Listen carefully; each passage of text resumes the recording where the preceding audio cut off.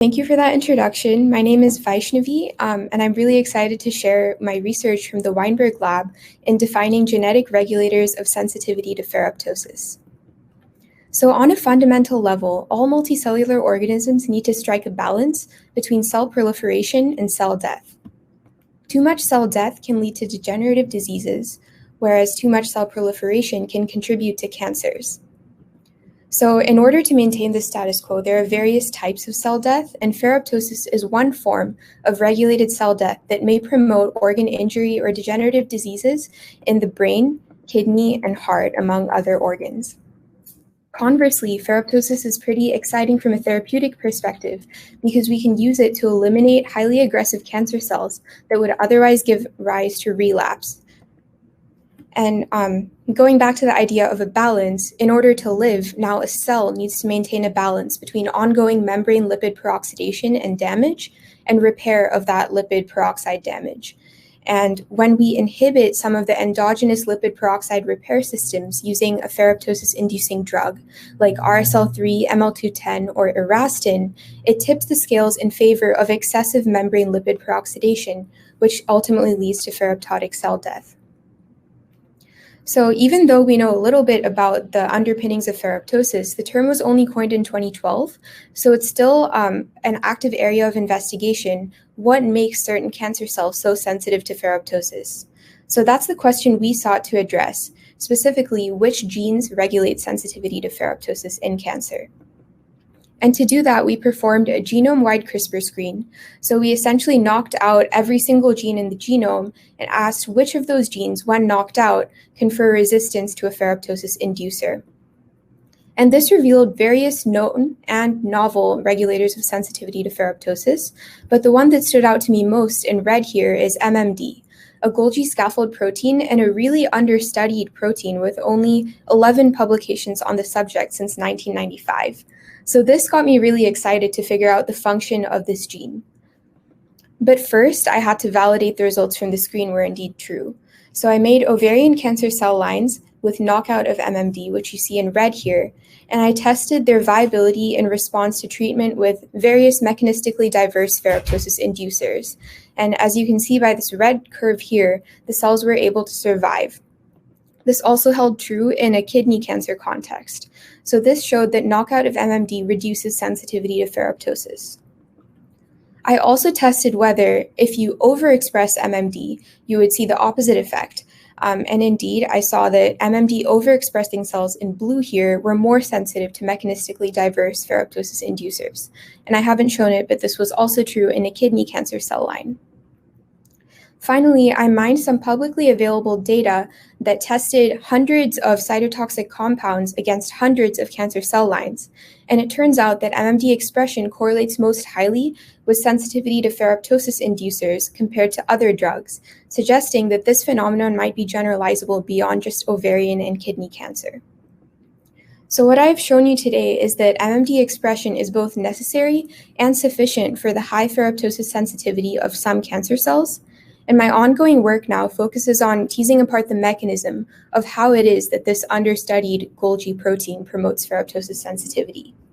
And this kind of work is both interesting from a fundamental cellular perspective in unraveling this complex biological process, and is also therapeutically interesting as ferroptosis inducers are in preclinical development, and understanding what mechanisms and genes predispose a cell to ferroptosis sensitivity could help us potentiate these therapeutics in cancer. And with that, I would like to thank the Astronaut Scholarship Foundation, first of all, for the support and the opportunity to present, and also my lab at MIT and other mentors and colleagues who have supported this research. And with that, I can take any questions. Thank you so much for listening.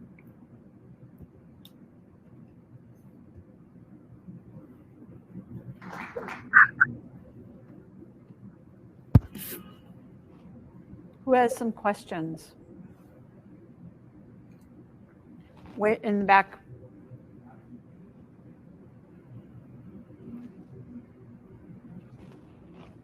Can you hear us, Vaishnavi? No, I didn't hear the question. The question was, how did you get into your research?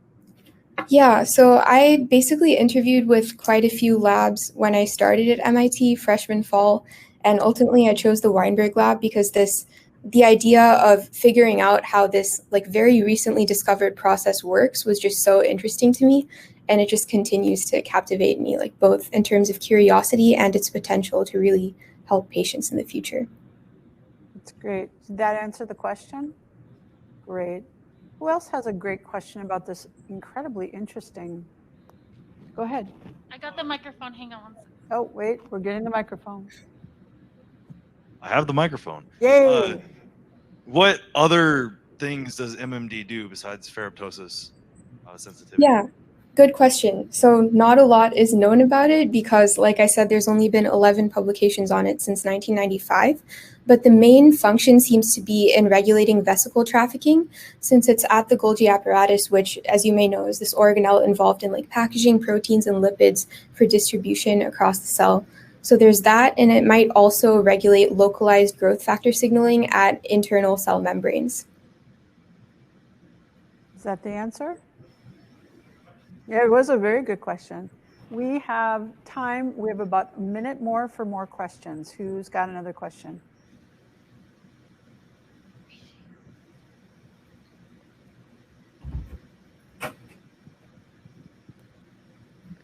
I wanted to ask, do you think that your research will lead more into like gene therapy, or do you see it going into like the drug development area for this? Mm-hmm. So I think it's hard to say because we don't really know much about what MMD does, and hopefully my research will help us figure that out and figure out which avenues it could lead to. In the context of ferroptosis, I would imagine that, like just purely speculating, if we could find a drug that promotes MMD's activity because it is pro-ferroptosis, and we were to combine that with a ferroptosis inducer, then that might make some cancer cells even more sensitive to ferroptosis and more effectively kill them. But again, purely speculative. Okay. Thank you so much. Unfortunately, we're out of time for more questions. Well, let's do one more. Go ahead. We're going to do one more. Thanks. So I was wondering about MMD activity between cancer cells and normal cells and how selective you think it would be to target MMD for cancer therapy, like side effect kind of thing. Yeah, another good question. I haven't specifically tested that. Some of my ongoing work addresses that, but overall, it seems like most normal cells are more resistant to ferroptosis than cancer cells, which is part of the reason why it's so promising, with the exception of the brain, the heart, the kidney. But there's definitely a possibility of a therapeutic window. Okay. Thank you so much. And what a great presentation. Again, bringing your brilliance to the world. Thank you very much. Well done. Thank you. Okay, next we would like to welcome Kaylee Bolton from the University of Kentucky. Kaylee, you're going to be talking about assessing glycogen metabolism as a therapeutic target in Ewing's sarcoma. I think I got all those words right. Yes. Okay, why isn't this showing?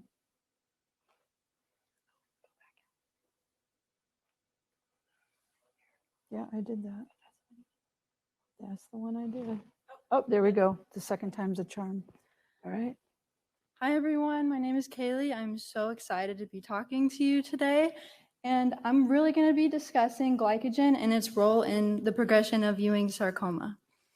So Ewing sarcoma is actually the second most common pediatric bone cancer, and around half of patients will develop metastatic disease. And then at this point, the long-term survival rate is only around 20%. With this unfavorable survival rate, we find that it is extremely important to find new therapeutics that we can couple with the traditional chemotherapy, surgery, and radiation. So glycogen is a topic that we research in the progression of several different diseases in Dr. Matthew Gentry's lab. We look at it in Lafora disease, a childhood dementia, Alzheimer's disease, and cancer. Glycogen is an extremely important sugar in our metabolism, and there are multiple steps in its synthesis. What I really want to point your attention to is the enzyme glycogen synthase. We think of it as a sort of enzymatic gatekeeper for the synthesis of glycogen. And the reason that this is relevant to cancer is because accumulations have been found in multiple different types, including Ewing sarcoma. To further support this, we looked at Ewing sarcoma patient samples and he used immunohistochemistry to look at the abundance of glycogen in the tumor tissue. So as you can see in the bottom left-hand corner, that there is a significantly higher abundance of glycogen in tumor tissue compared to the surrounding stroma tissue. So then our first steps in targeting glycogen and its metabolism is looking at the expression of glycogen synthase in Ewing sarcoma cells. We use an A673 Ewing sarcoma cell line. So we see that there are two different isoforms of glycogen synthase, 1 and 2. 1 is mostly found in our muscle, while 2 is mostly found in our liver. And we can see that there is a significantly higher abundance of glycogen synthase 1 in our Ewing sarcoma cell line. So we find that it is most pertinent to target this isoform. And we can further see how this isoform acts as an enzymatic gatekeeper when we look at the glycogen-derived glucose in Ewing sarcoma cells. We see in wild-type cells a significantly higher abundance of glycogen-derived glucose when we compare that to A673 cells that have been knocked down in glycogen synthase 1. That brings me to my project over this summer. I looked at two compounds called A and E that we received from a collaborator to see how their efficacy is in inhibiting glycogen synthase. And then further, by using these compounds, I want to connect how glycogen and glycogen metabolism are related to Ewing sarcoma progression. So I used several in vitro studies this summer looking at cell viability and glycogen content in the cells. And in the future, I'm going to do in vivo studies. I first want to point your attention to assessing inhibition of glycogen synthase. We use a metabolomics workflow optimized in the Gentry lab that I'm happy to answer any questions about, but I really want to point your attention to the graph that I have in the bottom looking at glycogen concentration. We see in the A673 cells not treated with glycogen synthase inhibitors compound A and E that there's significantly higher glycogen-derived glucose than the cells that were treated. Now, our next steps are going to be looking at when do we really want to treat the cells with compounds A and E, what's going to be the best point of treatment. But our next steps, we're looking at the toxicity of compounds A and E. So we did a neutral red assay and used several different concentrations of the drugs. And we can see that as the drug concentration increases, that cell viability does decrease. But there's a lot of variability and we're unsure if the cell death was because of the drug or other factors such as time. Overall, though, my project has developed preclinically the efficacy of compounds A and E, and we're getting a better understanding of the role that glycogen plays in the progression of Ewing sarcoma. In our next steps, looking in vivo, we'll use a xenograft model of mice, and we will use Ewing sarcoma tumors from people, inject them into the mice, and then treat them with these compounds to see tumor content and growth. And then beyond that, we can look at things such as minimum treatment regimen, optimal therapeutic window, and assessing reaccumulation of glycogen in Ewing sarcoma patients. Thank you so much for your time, and I'm happy to answer any questions. Nicely done. All right, who has the first question? Who has a question? Right there, go ahead.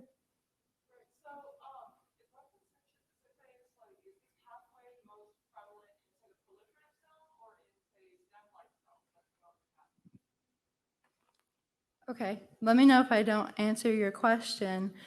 Glycogen synthase we have it in all of our cells, but what we really see is an uptake in its activity in cancer cells.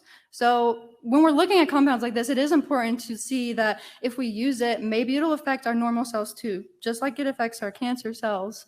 So that's something that we really need to address in further studies.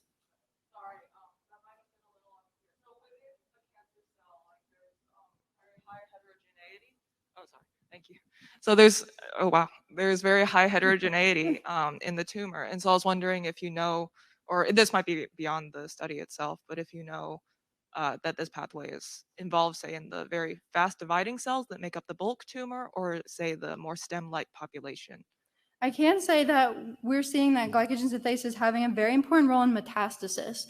And what we really want to do with this compound is if we can inhibit glycogen synthase, because Ewing sarcoma has a very low rate of angiogenesis, so we don't see a lot of vasculature in these cancer cells.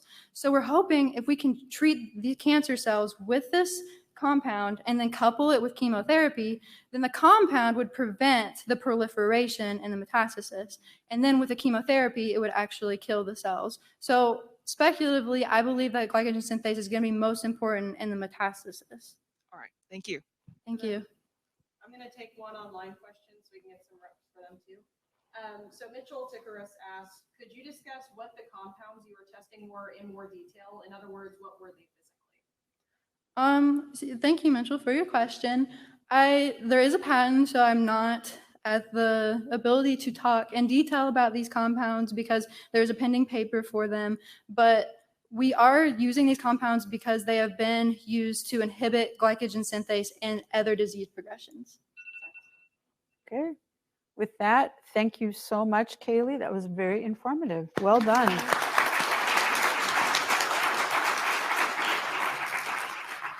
Okay, next we would like to welcome Chelsea Chen from Johns Hopkins University. The role of hypoxia inducible NARF in breast cancer stem cell enrichment and tumor metastasis. But we need to find your slides first. Yes. Will I be controlling it? You can just, if you want to. Oh, yes. That goes forward, that goes backwards. Oh, great. Thank you. Now we need to find your slides. One moment, please. This has got to be better.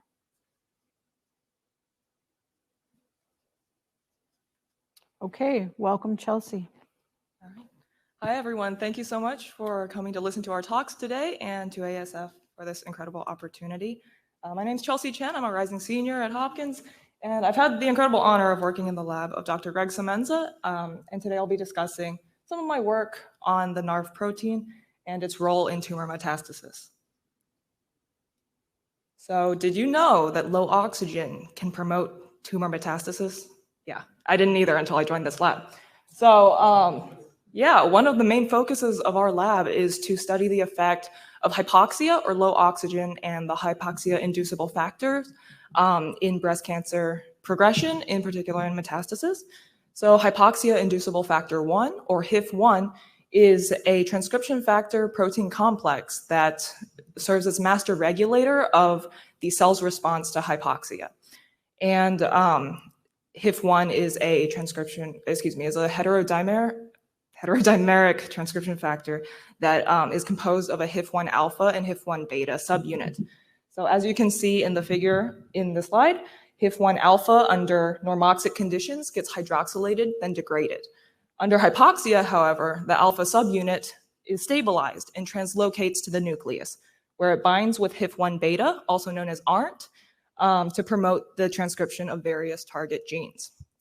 So because of their irregular vasculature and rapidly dividing cells, there are regions within tumors that contain very hypoxic cells, and these cells are overexpressing HIF1.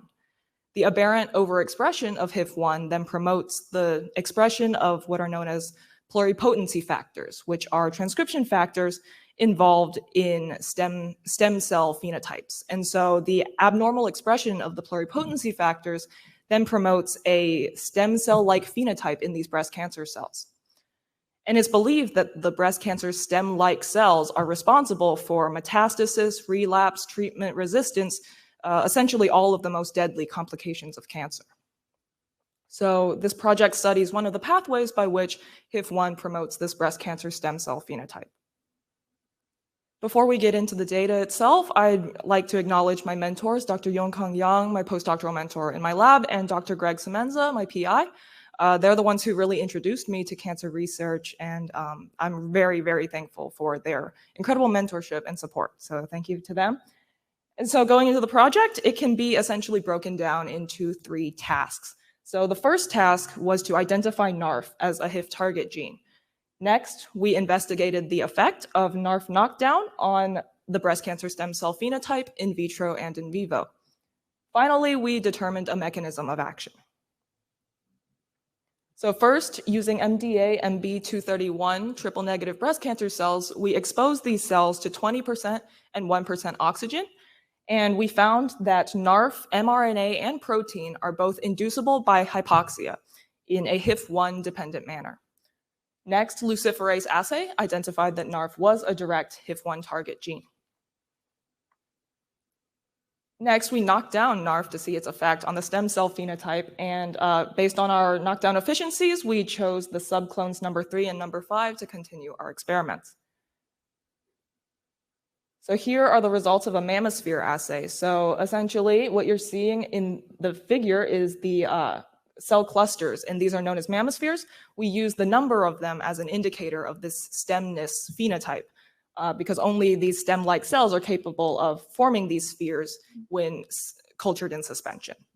So as you can see in the figure, hypoxia induced the number of mammospheres in all of the cells tested, but if you look at the Narf knockdown cells, you can see a significant decrease in the number of mammospheres overall.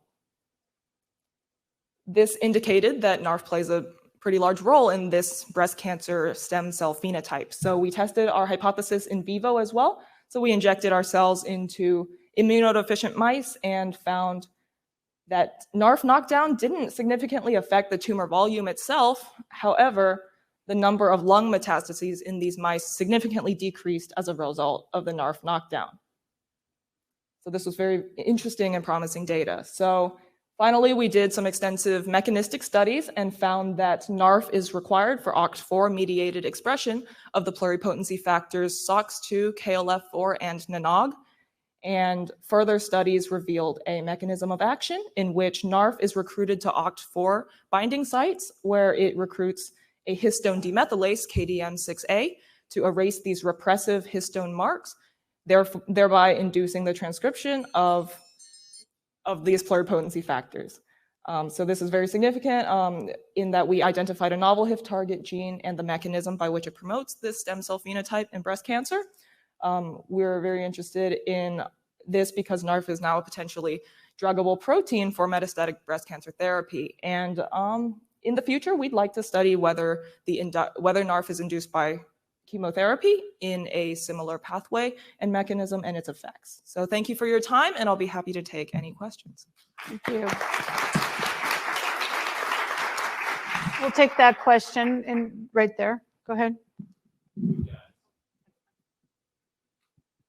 Hi, hello. Okay, my apologies if I missed it in your presentation, but could you do you have any working theories on why tumor volume is not decreased and yet the number of tumor sites decreased by Narf? Yeah. And which one should we pay more attention to in terms of patient health? Yeah, no, that's a great question. So they're both important. So what we found is tumors are very heterogeneous. So there's very different types of cells and different functions within this tumor. So our mechanism plays a role in the sort of the metastatic survival stemness type phenotype. So this is a very small percentage of the cells in the tumor. The bulk of the tumor is made up of these rapidly dividing cells. And those serve to, say, promote this hypoxic niche where these stem cells can survive, or stem-like cells can survive. And so these stem-like cells are the ones involved in, say, metastasis, relapse, because they don't respond well to chemotherapy. They don't get killed very easily by chemo and radiation. So they survive even though the bulk tumor might be gone. So essentially, in terms of patient care, it's been found that by targeting these stem-like cells and using chemo at the same time, you get a significantly improved response in patients. I think we have time for, in the pink mask, please.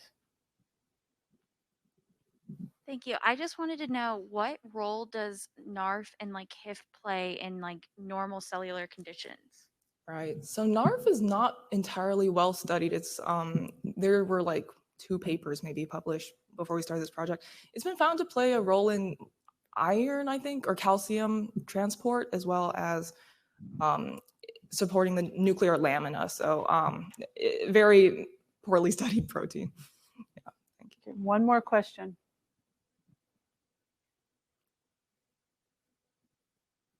I was wondering, in healthy cells, why do they differentiate or enter more stem-like cell state in response to hypoxia? I guess, what is the evolutionary benefit of increasing stemness in response to hypoxia, if it's known? Right. So to be honest, I'm not entirely sure for normal, say, tissues. It depends, but usually in the actual stem cells, like in your bone marrow, hypoxia serves to promote their stemness and maintain their stem cell phenotype. So it's just they survive well under this condition. And because, say, your bone marrow is extremely hypoxic, that's sort of the condition they've evolved to survive in, based on my understanding. Thank you. All right, wonderful. Thank you, Chelsea. Very interesting. Great research. Thank you. Okay, we'd like to now welcome Hope Kirby from Miami University in Ohio. Miami, Ohio, whatever. Oh, I'm not even going to try what you're going to talk about. Using light and temperature as signals for regulation of virulence. Do you want to do this yourself? I'll take that. All right. Thank you. You're welcome. And how do you look at? So green, go. That's reverse. Okay. So welcome, Hope. And we'll put you in presentation mode. And let's begin. Hi, so I'm Hope, and I'm going to be talking about how light and temperature play a role in regulating virulence factors in the pathogen Acinetobacter baumannii. And don't worry, it took me about 5 million times to learn how to say it too. Good, So. makes me feel better. So first, this is Thomas Patterson. Him and his wife were on a very lovely trip to Egypt when suddenly he became seriously ill. And eventually he was diagnosed with the infection of a deadly antibiotic-resistant superbug. And that bug was Acinetobacter baumannii. So A. baumannii is a human bacterial pathogen most likely connected to serious infections of pneumonia as well as meningitis in immunocompromised patients. And specifically, the rise of antibiotic-resistant strains of this bug has caused the World Health Organization to note it as a bug of critical priority. And specifically, bacteria that are no longer responding to antibiotic treatment, like A. baumannii, has increased the search for alternative treatment and methods in order to basically just address these infections, and have made these alternatives indispensable in finding. So in particular, beyond antibiotic resistance, what makes A. baumannii such a dangerous pathogen is its ability to essentially respond to its environment, and specifically harsh environments that most other pathogens cannot survive in. So what our lab found was that one of the signals through which A. baumannii responds to its environment is light, and that this is temperature dependent. The ubiquitous nature of light in the natural environment, skin infections, optogenetics, as well as even for therapeutic purposes, makes this finding absolutely essential. So most studies responding to this light-mediated regulation have been at 24 degrees Celsius or room temperature, specifically surrounding the photoreceptor BLSA. Now, as you can see from this picture, BLSA has been shown to regulate a myriad of virulence factors. However, the full sphere of influence of BLSA, as well as the mechanisms through which it does this, are unknown at this point. And so what we were able to show is that we were able to add A. baumannii's response to oxidative stress to the sphere of influence of BLSA, as well as really be able to clarify how BLSA actually functions. So oxidative stress is a stress faced by pathogens both in and outside of a host. And specifically, we were able to show that BLSA allows fine-tuned regulation of two enzymes used by multi-drug resistant strains of A. baumannii to respond to this stress. And from this, we were also able to clarify how BLSA actually regulates. So specifically, we were able to look at the role of one structural component of BLSA, specifically with regards to BLSA's regulation of motility or the movement of the microbe, as well as these two enzymes previously discussed for oxidative stress response. And so what we were able to show is that BLSA is able to regulate, despite being a small molecule, using different structural components, interacting with different protein partners. And what this highlights is that BLSA, despite being a small molecule, is very efficient and is able to maintain a broad set of pathophysiological impacts by having very specific and exact interactions. And so that brings the question, what about any light-mediated regulation that is independent of BLSA? And as I alluded to before, we have also showed that light-mediated regulation is temperature dependent, and specifically BLSA is not considered functional at 37 degrees Celsius or human body temperature. So our lab has previously shown that there is one factor that is being regulated by light in a BLSA-dependent manner at 37 degrees, but no studies have really looked at the global regulation at 37 degrees Celsius by light until now.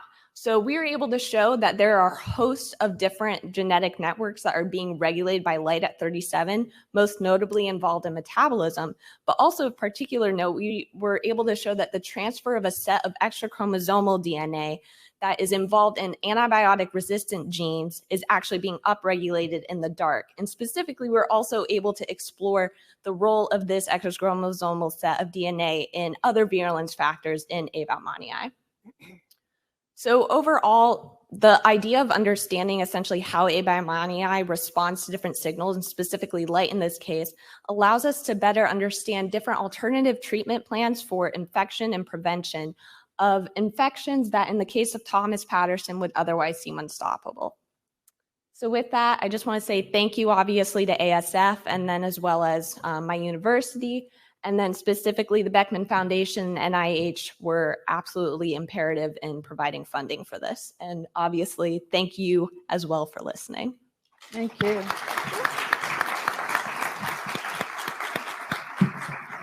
Who has questions on Abaumanni? Did I say that right? Awesome. Who's got a question? This is really interesting given the world we're living in right now. So he was actually given phage therapy, which if you guys didn't know, basically there are viruses that infect bacteria. And so they were able to get really lucky and find this particular virus that infects Abaumanni. And so that's what he was treated with eventually. But obviously that has its own slew of problems. So having a whole host of different ways to treat infections is absolutely imperative. Next question. Do you think the makeup of the light that you were using would have impacted kind of the results? So like natural versus like incandescent lights? Yeah, so that's a good question. So we actually, in previously when looking at BLSA in particular, we looked at all the different wavelengths of light, and we just saw that BLSA most responded to blue light at a specific wavelength, which is what we do all of our studies in just to maintain consistency. However, understanding that whatever's doing regulation at 37 degrees is not BLSA and therefore could respond more significantly to a different wavelength of light. Okay, I think I saw another question a couple rows up. Who had that other question? The next question. There you go. Thank you. Okay. So in hospitals right now, I know they use antibiotic cocktails, which is just a mix of antibiotics to treat MDR bacteria. I was wondering, how would that relate to your research, and how potentially could it almost replace drug cocktails?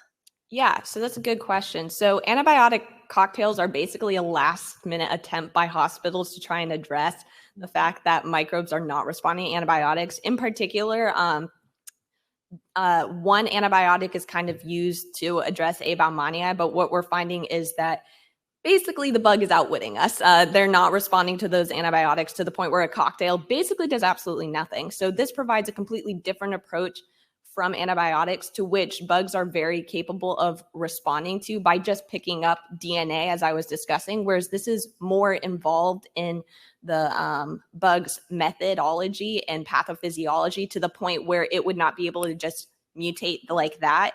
And therefore, it could have more long-term interactions and long-term solutions compared to just trying to come up with new antibiotics.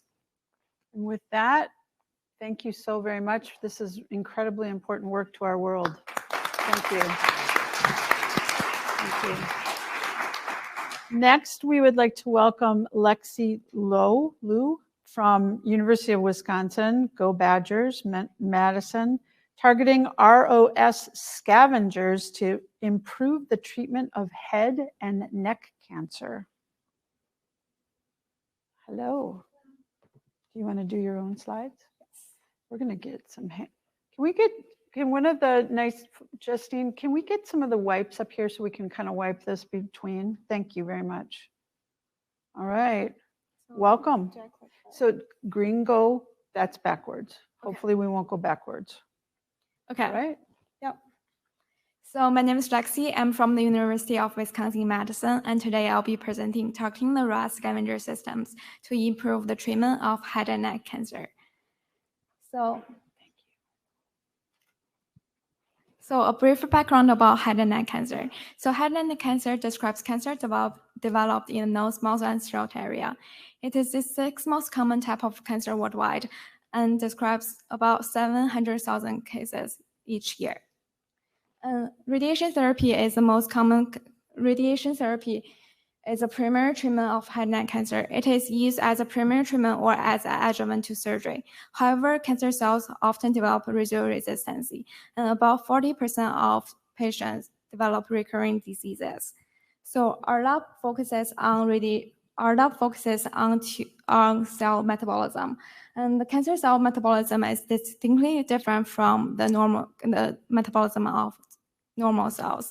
So tumor cells often produces a generally higher level of reactive oxygen species.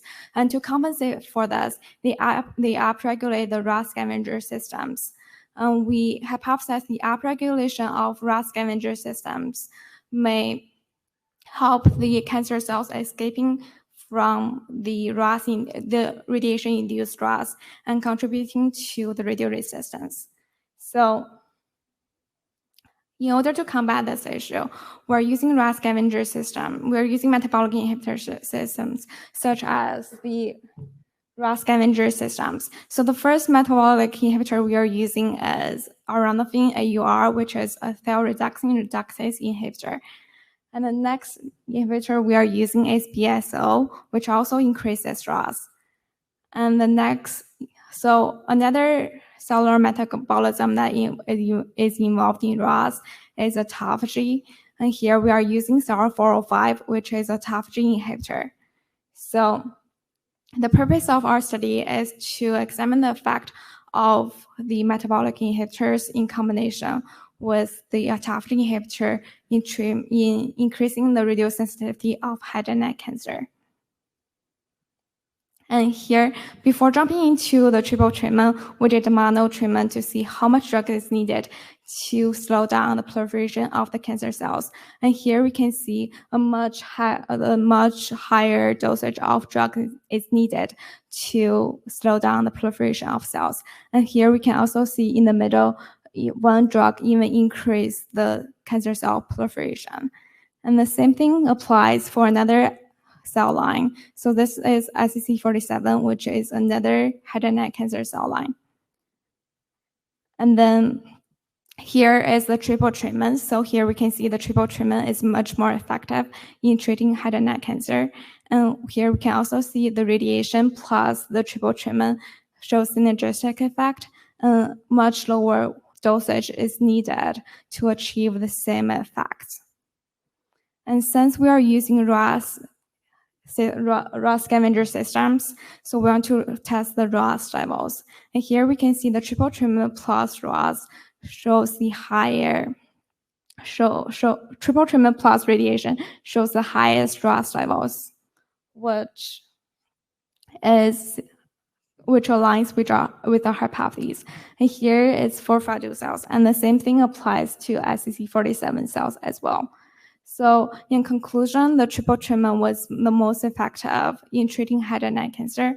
And the triple treatment plus radiation also addresses for lower toxicity and also addresses for the heterogeneity in head and neck cancer. And in the future, we'll be doing more assays, studying the cancer metabolic plasticity, and we'll also be doing in vivo models. And with that, I would like to thank the foundation and thank you for all the mentors, and thank you for listening.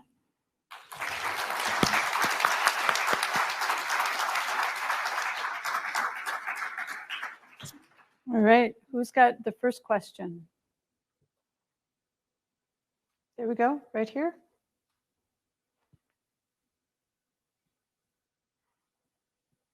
I have two questions. I was wondering what cells you were using to test your drug. And I was also wondering if you tested the drug on normal cells too, just to see if it was like a sort of general cytotoxic effect. Yes. So we did our experiments on Fadu cells and SCC47 cells. Fadu cells, SCC47 are both head and neck cancer cells. Fadu is HPV negative, and SCC47 is HPV positive. And we know that HPV is a driving factor for head and neck cancer. And to To make the results more robust, so we are doing both on HPV positive and HPV negative cell lines. And we also did, we did this on normal tissue. And since like all three drugs are FDA approved, so they don't have the cytotoxicity effect on normal cells. Another question. Hi, great talk. Could you explain a little bit more about what you mean by metabolic plasticity? So we all know that cells can use the glycolysis pathway and also the oxidative phosphorylation. So cells are able to switch from the oxidative phosphorylation to the glycolytic pathway and also switch back to the oxidative phosphorylation pathway. So we'll be doing seahorse assays and other assays to test like whether these drugs can promote the switching from one to the other. Okay. You have about 24 seconds if there's anybody else that might have a question. Anybody?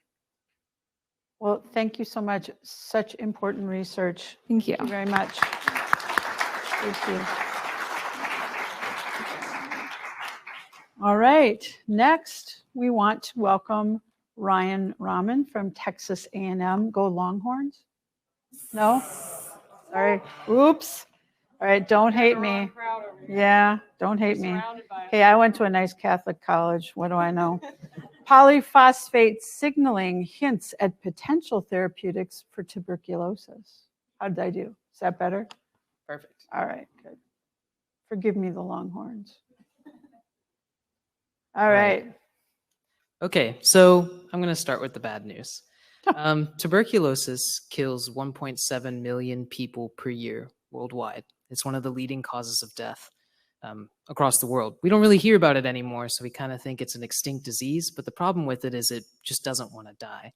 So what I'm trying to do in my lab is figure out new ways to cure tuberculosis. So let's start with polyphosphate. So polyphosphate is a chemical. It's really important for a lot of biological processes. It's got this very dynamic equilibrium with these two conserved enzymes you see here, PPK and PPX. That's really important because, like I said, it affects so many different processes in a lot of cells, like all the cells you can imagine, eukaryotic, prokaryotic, you name it. And that includes our immune cells. Okay, so we have specific immune cells called macrophages. They're our professional bacteria killers. Okay, but whenever they kill, they use this process called phagocytosis. It gets kind of complicated, but basically just think about it as an analogy. It's the same way we kind of eat and digest food. That's the way I like to talk about it. So if you see the schematic here on the left, what they do is they just engulf bacteria into this thing called the phagosome. And then they fuse that phagosome with that green thing called the lysosome. And the lysosome is highly acidic. It's like the stomach. It'll degrade and digest the bacteria really well. Now, the problem with tuberculosis is the bacteria that causes it, Mycobacterium tuberculosis, MTB, secretes a ton of polyphosphate. They make a ton of this. And it binds to our immune cells and causes a signaling pathway. So it uses those components, X and Y, which I'm trying to figure out. It uses that to start a signal pathway and inhibit lysosomal fusion with the phagosome. So it inhibits digestion, but allows the bacteria to be eaten. So these bacteria survive within our immune cells, making them pretty resilient. So the question that I wanted to answer was, well, how do we figure out the way to count the number of bacteria in our immune cells? So I designed this new assay. I basically just fed bacteria to host cells, and I used E. coli and dictyostelium. Dictyostelium is like a model for macrophages. E. coli is a cheaper model for MTB. And then I added polyphosphate, and then I had some wells without polyphosphate, fed the E. coli to dictyostelium, waited a couple hours so they could envelop them and put them in the phagosomes, then washed it a couple times. So I centrifuged the cells. So dictyostelium are eukaryotes. They're much bigger than bacteria, so they get pushed to the bottom. The bacteria stay on top. I remove the bacteria, and I don't have anything on the outside of the cells. I also added the antibiotic gentamicin to help with this, eliminating all of the bacteria on the outside of the cells. Because remember, I want to emulate an MTB infection. An MTB survive within cells. So then I had a couple more steps, and what I ended up doing was popping open the host cells, popping open these dictyostelium using a detergent, and then I just plated the live bacteria that were left at 4 and 48 hours on agar plates and just counted them. Pretty simple, right? So I then used a bunch of, let me go back. I used a bunch of different mutants, so cells that lacks different signal transduction proteins with dictyostelium, and I also used wild type, which is AX2, as you can see there. At 4 hours, we saw exactly what we expected. Everything on the left and right, you see the red and white bars, they're about the same height for everything you see here on this page for the most part. And that means that poly-P doesn't affect ingestion. It doesn't affect the eating, okay? But then on the next slide, you'll see that at 48 hours, if you see on the right side, you see that there's actually a big difference between the white bars and the red bars, which means that there's a large number of bacteria that stay alive whenever you add poly-P for a bunch of these mutants and for regular cells. And so I actually identified 5 mutants and the putative poly-P receptor in dictyostelium that stay the same. They still kill bacteria. So this is really exciting because the proteins represented by these mutants can actually be targeted by drugs to actually induce human cells to kill MTB. So that's what we're doing now is we're actually testing known inhibitors of the human homologs of the proteins represented by these mutants. And we're checking them out in MTB-infected macrophages and seeing some really remarkable results. So I invite you all to check out my paper later, in like a couple months. And hopefully we'll have some exciting things for you all. And that's it for me. Thanks so much to the ASF for, funding and everything and putting on this wonderful conference. And I'll invite any questions now. Nice.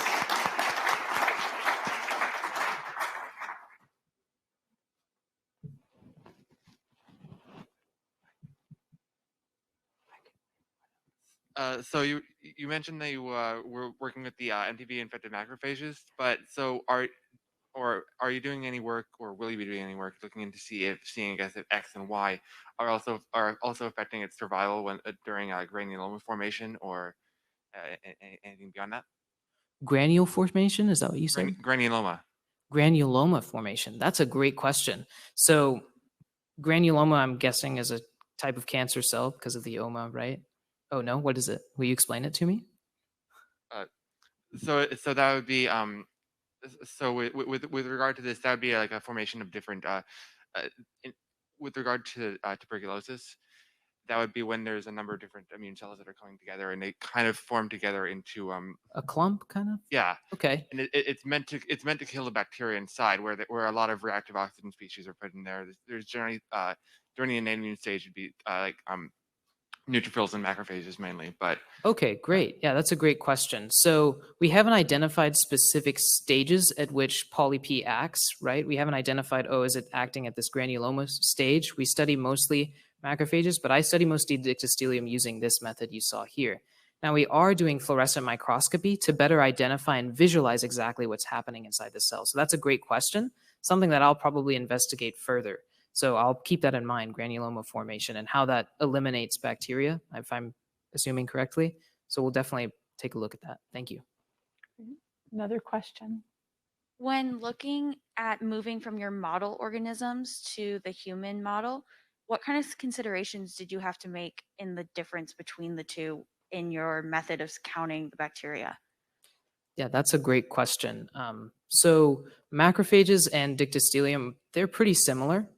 They both eat by the same process, but macrophages are a little bit more finicky, and you have to be very careful with the studies you do with human cells. You have to be very conscious and very ethical because, it can lead to a lot of very serious results. So you got to do a lot more tests, and macrophages, actually, you can't wait until 48 hours. It turns out they're much faster at killing stuff. So you do 24-hour time point instead, but we've actually used the same exact assay and everything, and we've gotten very similar results with E. coli, with MTB, and there was another one that I put on there, M-SMEG. It's just another model organism. We've done a lot of that, and we're actually going to be moving into mice soon. So yeah, that's a great question, though. Excellent presentation. Thank you, Ryan. Thanks so much. Okay, next we want to welcome Kathleen Schmidt from North Dakota State University, where my godson started but didn't finish. Might still be there. So this one I love. Not what's on here, but what's on my piece of paper, which says belly button bacteria. Ew. So green forward. There we go. All right, welcome, Kathleen. Well, all right, thank you. So belly button bacteria is a little easier to say than the rest of these names, but okay. So I'm going to start off with a quick question. How many of you have ever thought or wondered about the microscopic organisms living on your body? Yeah? What about in your belly button? I bet you are now though, right? So the microbiome is one of the most understudied and new up-and-coming areas of microbiology. Currently, one of the most studied right now is in the gut microbiome. So the gut microbiome, they're finding, is related to just tons of cool diseases. One of the most interesting, I think, is depression. Yeah, pretty interesting.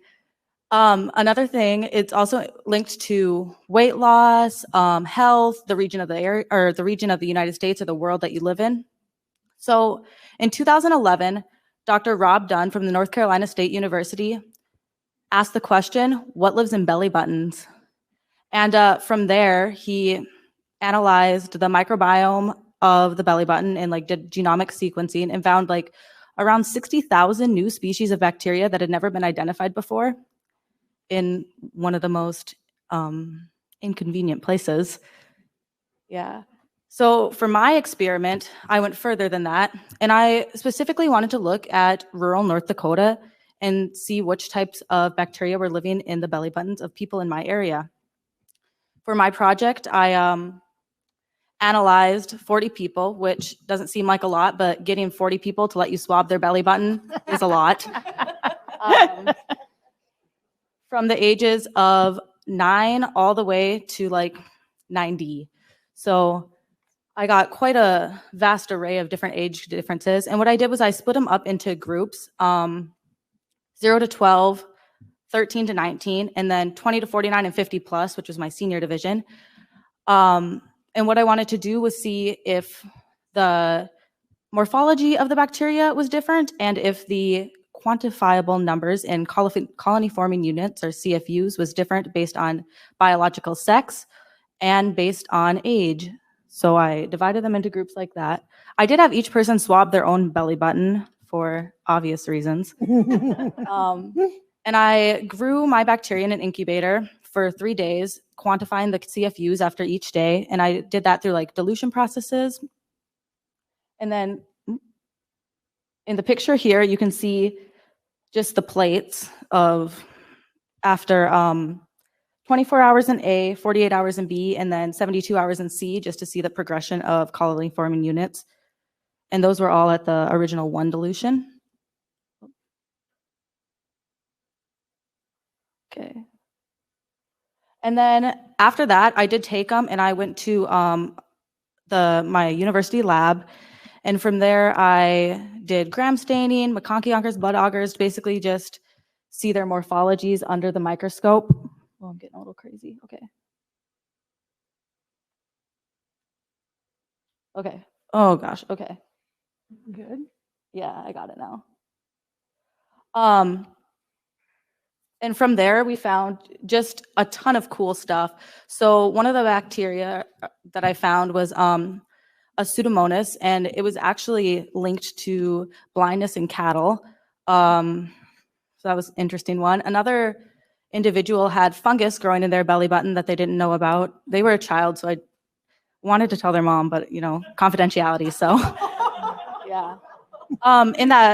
In my first graph, you can see the numerical comparisons between morphologies of bacteria, whether that be cocci or bacillus, etc. In the second one, you can see a quantitative comparison by sex, and I did find that there was no difference in biological sex between the amount of bacteria that grew in the belly button. And then in the males and females, you can see the differences there. I did find that by age, there was a quantifiable difference. The age group of 20 to 49 had the least amount of bacteria in their belly button. And then the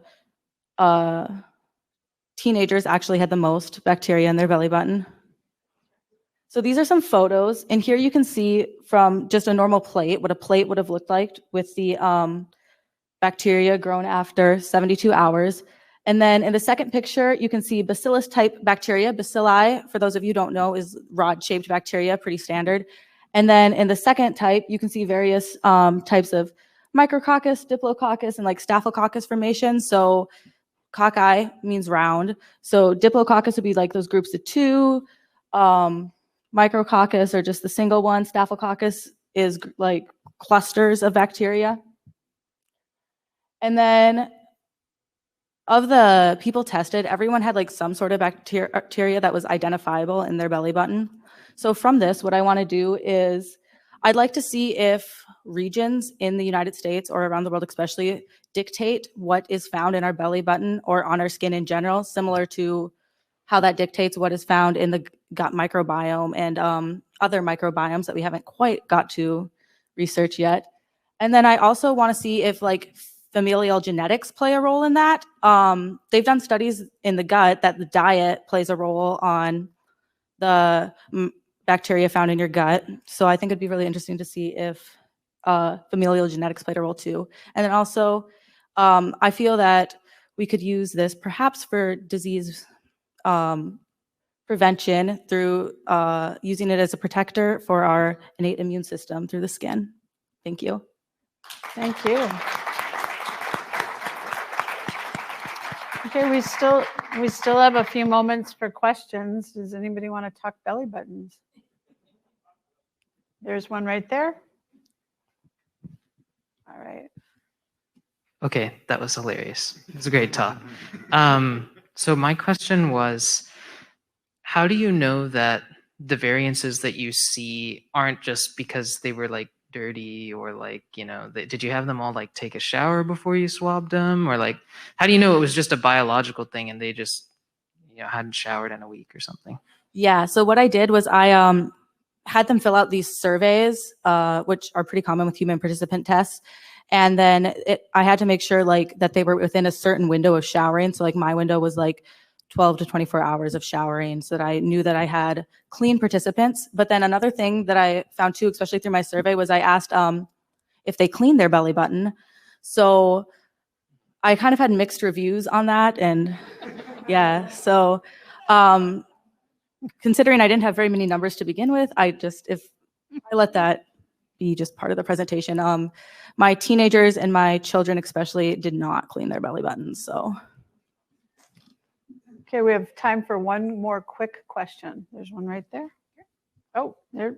Sorry. Sorry. There's two. We'll let it roll for a minute. I was just wondering, so for those who don't know, a lot of bacteria don't actually grow on agar plates. Unfortunately, that would make our life so much easier. So obviously finances come into it a lot, but I was wondering, have you considered maybe doing some sequencing where basically like specifically looking at 16S rRNA to see it in a more accurate representation of the different bacteria as well as the numbers? Yeah, so I didn't have funding for genomic sequencing, but that is one place that I'd like to go in the future. Also, we did use different types of agar, so like McConkey, blood agar, those give different types of bacteria than just your average run-of-the-mill nutrient agar. Great, thank you. Can we get your question afterwards? Wonderful. Feel free to talk to me after. Yeah, who doesn't want to talk about belly button lint? Feel free to clean your belly buttons too. Very nice, very nice.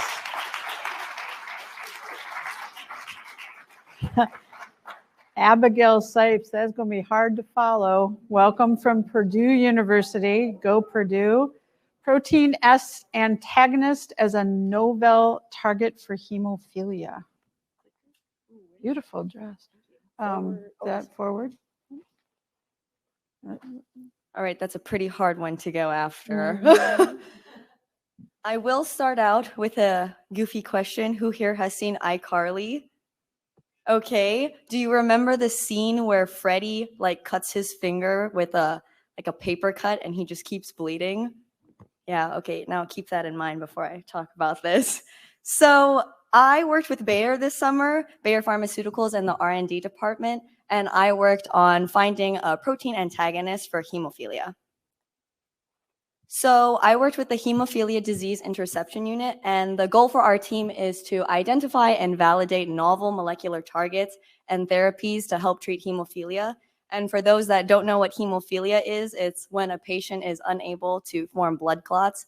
So you can imagine poor Freddie, when you can't stop bleeding, it can lead to some serious issues.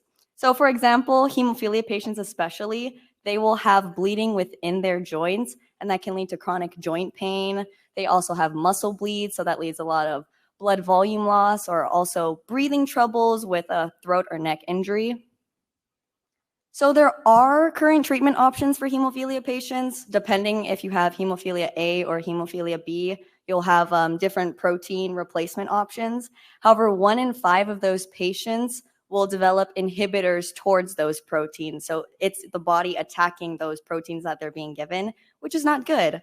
And then also there's gene therapy, but that's also a very relatively new technology. So there can be a lot of unforeseen consequences long-term down the road, and it's also pretty expensive.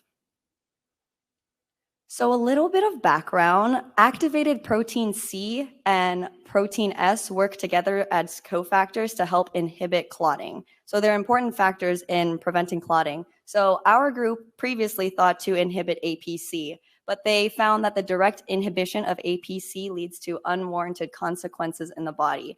So that's why the focus of my project this summer was to investigate if inhibiting protein S can help or cause clotting in hemophilia, so as a procoagulant. So I ran thrombin generation assays, which are TGAs, I'll reference as TGAs for now, to test my hypothesis. And we use thrombin as an indicator for clotting and coagulation, and it also gives us quantitative data. So one of the first experiments I ran had varying concentrations of anti-protein S antibody. And anti-protein S antibody binds to protein S. So with increasing concentrations of anti-protein S antibody, you have less protein S in the system. And also constant concentrations of APC. And then the second one I did had varying concentrations of anti-tissue factor pathway inhibitor, or TFPI antibody. And then the last one had varying concentrations of anti-PS antibody and a constant concentration of anti-TFPI antibody. And what I found was that by blocking protein S, it does in fact increase thrombin generation, so it does help clotting. It is a procoagulant. So that means that a pharmaceutical company like Bayer can use or inhibit protein S for a procoagulant effect. So it's kind of solves hemophilia. So in the future, I could have run, if my internship was a bit longer, I would probably run TGAs and TFPI depleted plasma, and also run biochemical assays to help validate the mechanisms that were being shown in the TGAs. And of course, a pharmaceutical company like Bayer, their main goal is to develop a drug and get it on the market. So this data proves that the next step is to hand this data off to another group, probably a chemist group for all you chemists out there, and they can start developing a small molecule drug that targets and inhibits protein S to help improve coagulation and clotting in hemophilia patients. So I'd like to give a big thanks to Bayer and the ASF Foundation, and I will take any questions. Good, thank you.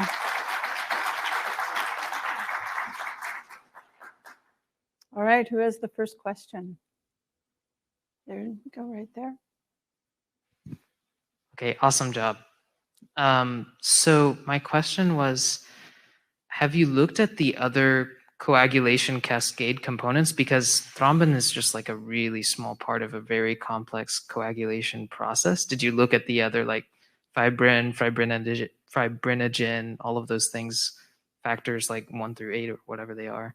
Yep. So for hemophilia, you're actually very educated on the coagulation cascade. I'm surprised. A lot of people know about it. But so yes, there are a ton of technical proteins that go into the coagulation cascade, but kind of once you get to thrombin, there's no issues after that. And for hemophilia patients, so Hem A patients lack the factor VIII protein, and Heme B patients lack factor IX. So APC and PS work to inhibit this kind of complex that gets formed that prevents factor VIII from like getting activated and stuff like that. And tissue factor pathway inhibitor, TFPI, also inhibits. So we just wanted to focus on outside inhibitors in the coagulation cascade. So the other thing we looked at was TFPI, and we didn't focus our research on TFPI because there are other studies on inhibiting TFPI. And again, with a pharmaceutical company, we want to be the first ones to put a novel drug on the market. So we just left that for the academic people and we focused on PS. Wow. So you almost cured hemophilia, basically. Don't want to brag. I'm joking. What'd you do today? Oh, I cured hemophilia. There's one right behind. Great job. So do you think there would be, if those sort of be turned into a drug, would there be an issue, say, swinging the pendulum too far the other way and causing, say, clotting disorders? Okay, yes, there's also too much clotting, right? Or not enough.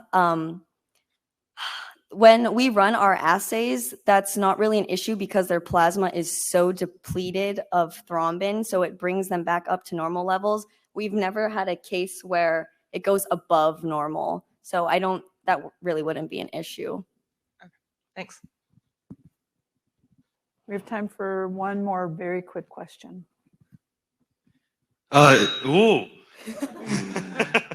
Is hemophilia solely like genetically induced, or can you get it from like the environment and things like that? No, it's only genetically induced. So it mainly happens in males. It's on the X chromosome. I'm just kidding, the Y chromosome. Okay.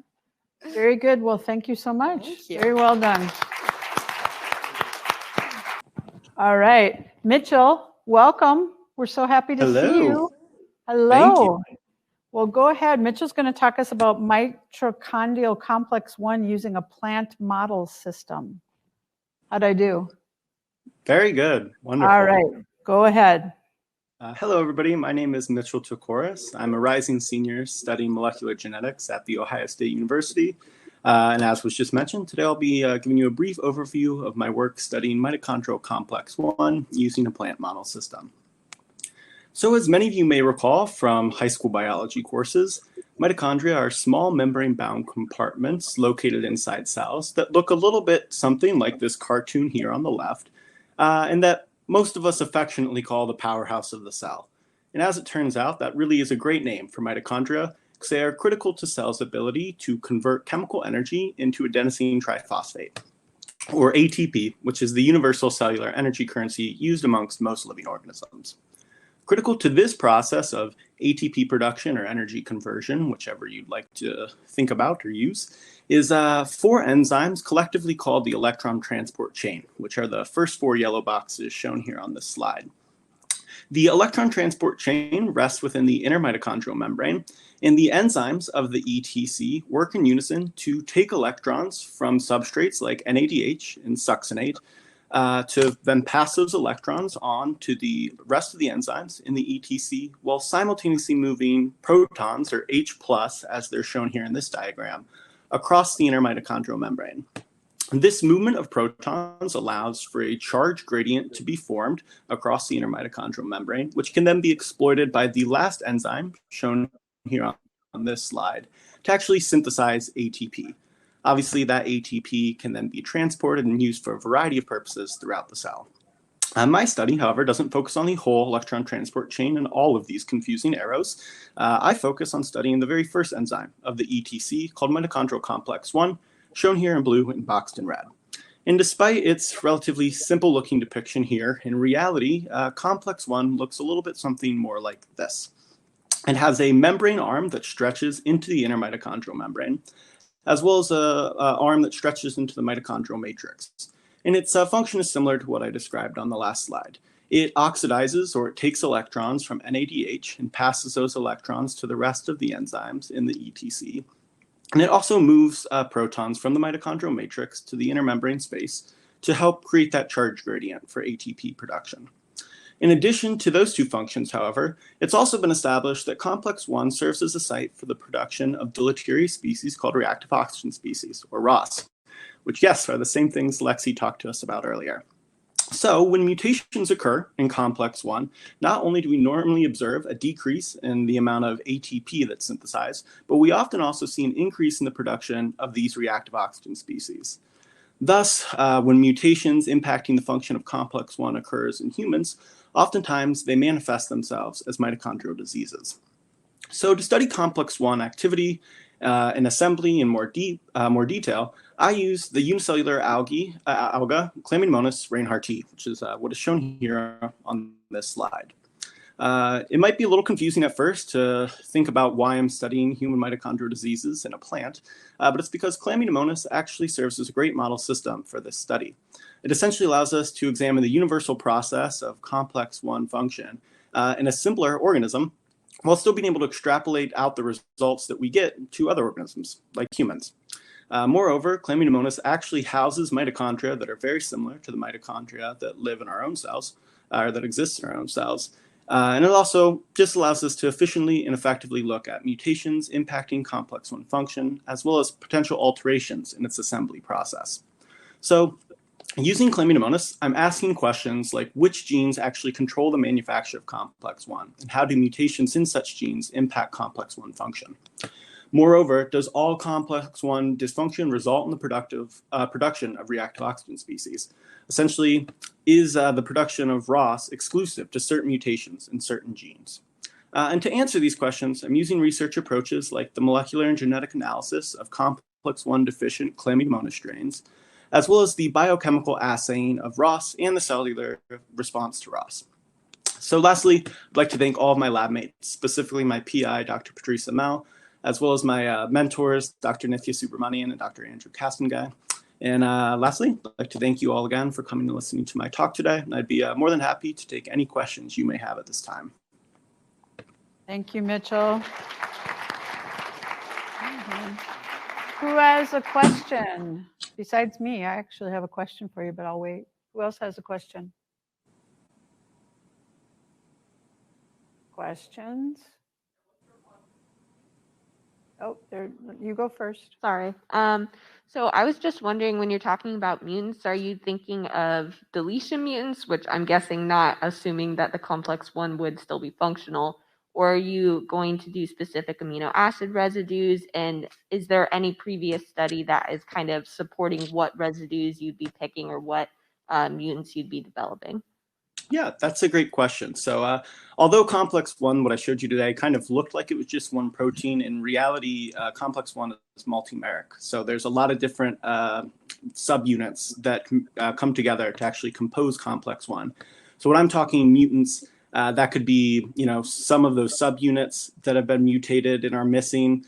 There's also assembly factors that are involved in forming complex 1, but don't actually serve a purpose in functioning complex 1 once it's been put together. So mutations in genes encoding for some of those assembly factors could also result in some of the mutations I was talking about. Great. What other questions do we have? Go ahead, right up here. Oh, yep, let's do that one first, and then we'll come back to you.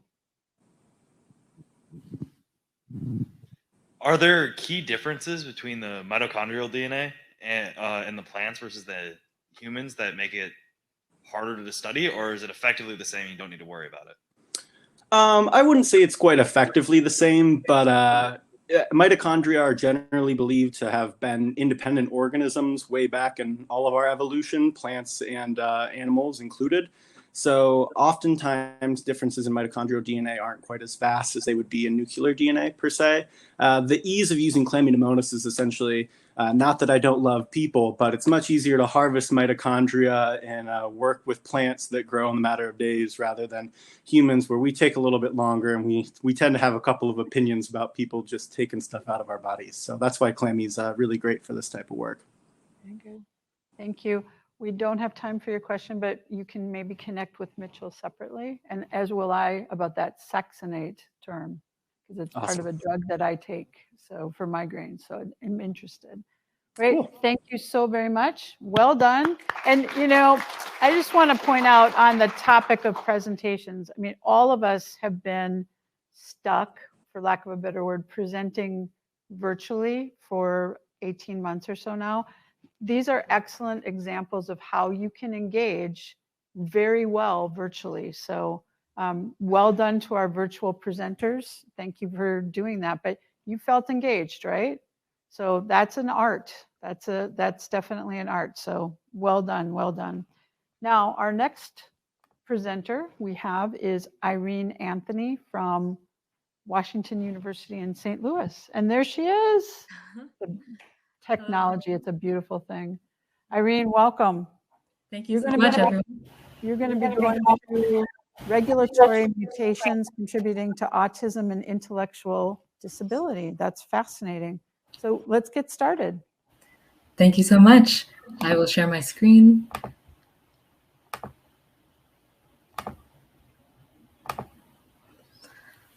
All right.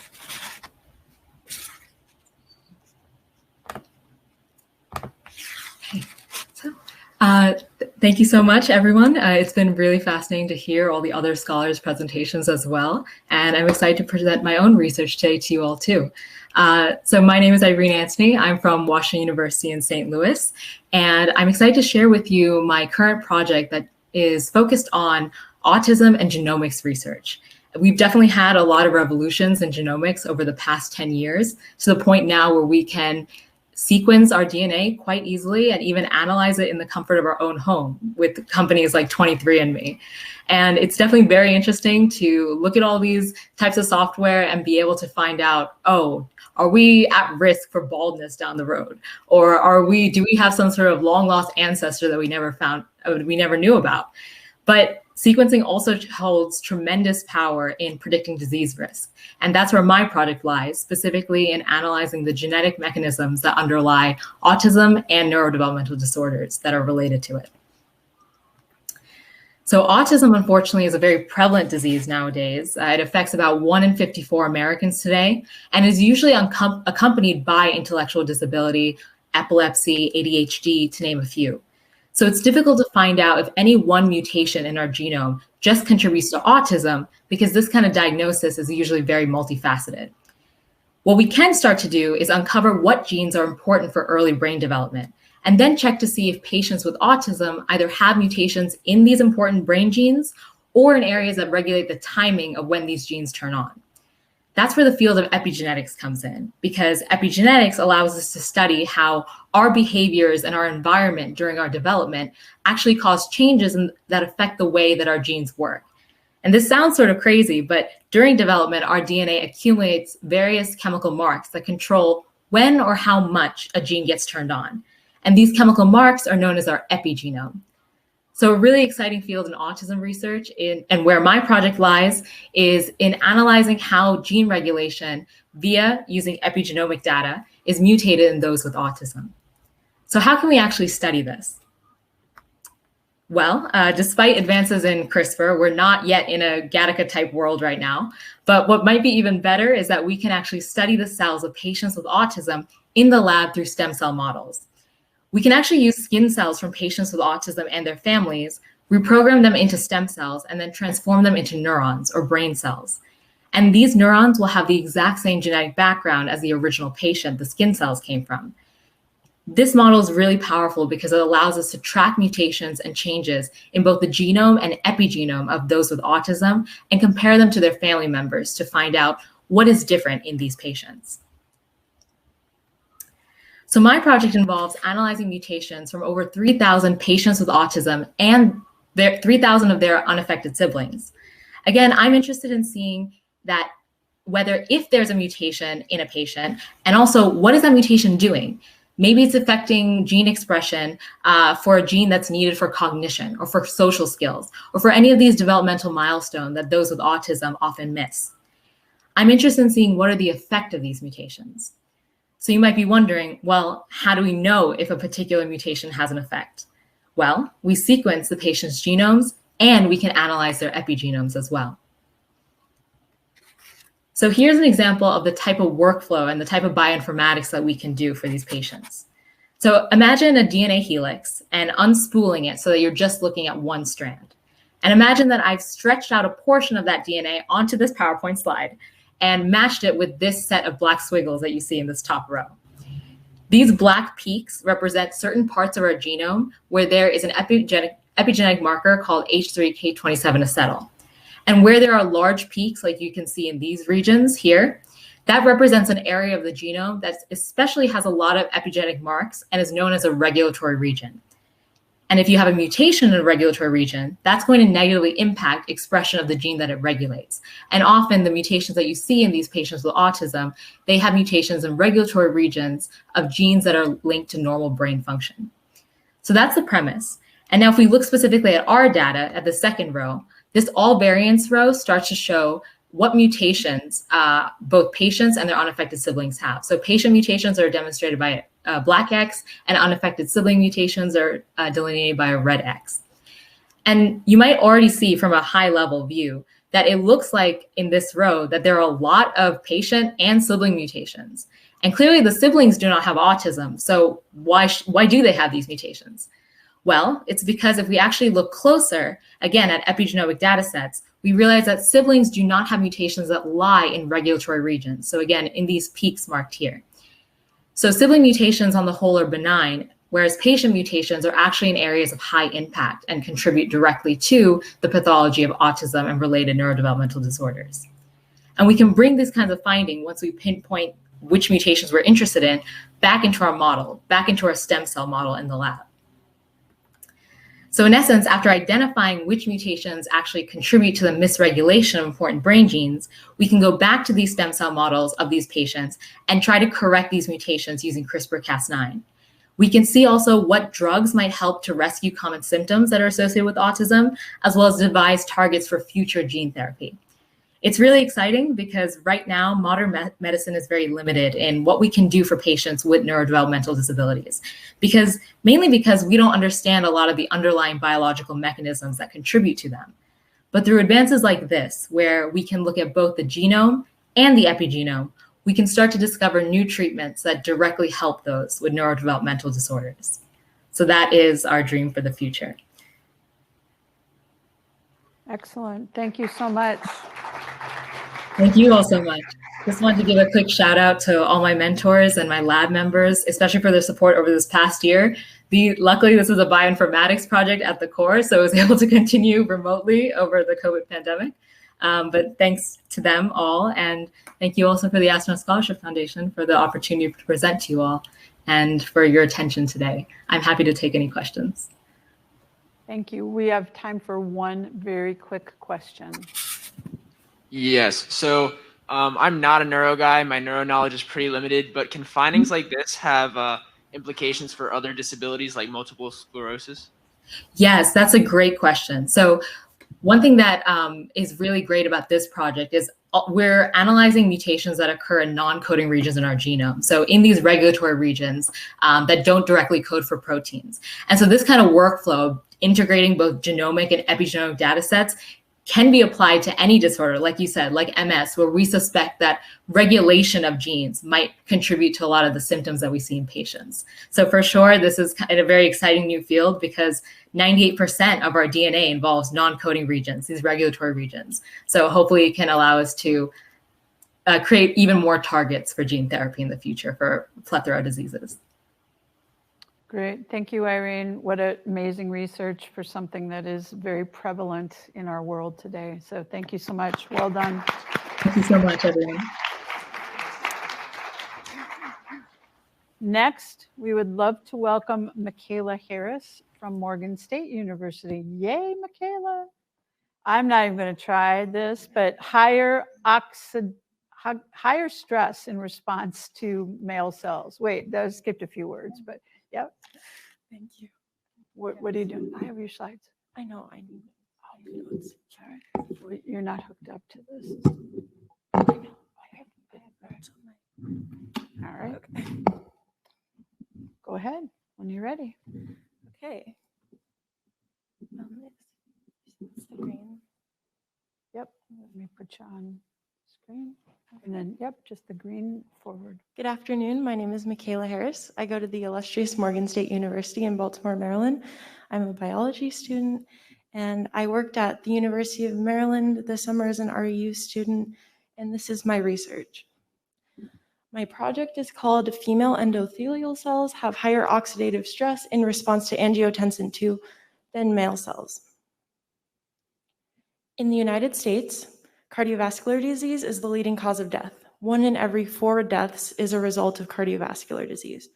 And cardiovascular disease affects men and women differently. This difference was thought to be because of estrogen, which is the female sex hormone, in women. However, cardiovascular disease and sex differences are accelerated in women post-menopause when they stop producing sex hormones. These differences in endothelial cells were studied, and endothelial cells were studied because they line the inside of a person's veins. This research showed that even without sex hormones, endothelial cells still showed about 25% sex differences. So if not the sex hormones, then what is responsible for this sex-biased association with cardiovascular disease? Angiotensin is a stress hormone associated with cardiovascular disease, which it activates numerous signaling pathways and it alters gene expression in endothelial cells. So we treated cells in the study with angiotensin. Previous RNA sequencing data from the laboratory was reanalyzed and in order to determine the differential gene expression in female and male endothelial cells comparatively. RNA sequencing data revealed 21 differentially expressed genes in male endothelial cells treated with angiotensin, and that's compared to 198 differentially expressed genes in angiotensin-treated female endothelial cells. This Venn diagram illustrates the data on the previous slide, and it's extremely interesting that out of 198 genes that females differentially expressed and 21 that male cells differentially expressed, they only shared one similarity. And this gene is actually called LSS, Lanosterol Synthase, and its expression codes for a protein that's responsible for the synthesis of, or the production of steroid hormones, and testosterone and progesterone, which are sex hormones, are steroid hormones. So this makes sense. One of the signaling pathways that was activated when female cells were treated with angiotensin was the pathway associated with oxidative phosphorylation. And oxidative phosphorylation is a biological process that occurs in the mitochondria, and it produces energy, as well as reactive oxygen species. We study reactive oxygen species because in increasing reactive oxygen species production, oxidative stress is increased, which promotes cardiovascular disease. This slide shows the association in females to oxidative stress. For 9 genes were associated with oxidative stress in females, while males had none. This is my hypothesis. I hypothesized that female endothelial cells would have higher oxidative stress and higher reactive oxygen species production when treated with angiotensin. I treated male and female endothelial cells with a Mitosox superoxide indicator, and we actually looked for fluorescence in these images. I don't know if you can see it. I can't see it really well from here, but the red is the mitochondria, and you can see that the red is actually brighter in females, which is what I hypothesized. And here I quantified this data on the previous slide, and you can clearly see that there's higher superoxide in females than males. Here, these are reactive oxygen species. In the green, I treated the cells with carboxy H2-DCFDA, which is a ROS indicator, reactive oxygen species indicator. I didn't have great cell survival in the males, but still, you can see that the females had a higher fluorescence and higher amount of reactive oxygen species. I quantified this data, again, from the previous slide, and you can clearly see that females have higher reactive oxygen species than males when treated with angiotensin. In conclusion, female endothelial cells illustrated differential gene expression in pathways associated with oxidative stress, while males did not. And when compared to male cells, female cells produced more reactive oxygen species and superoxide in response to angiotensin treatment, And this is important because in increasing reactive oxygen species production, oxidative stress is also increased, which promotes cardiovascular disease.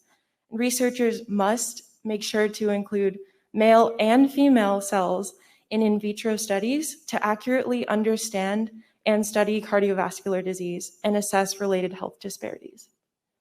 I'd like to acknowledge the University of Maryland REU. Thank you, Dr. Klein and Ms. Callie Weber. She was my mentor and grad student.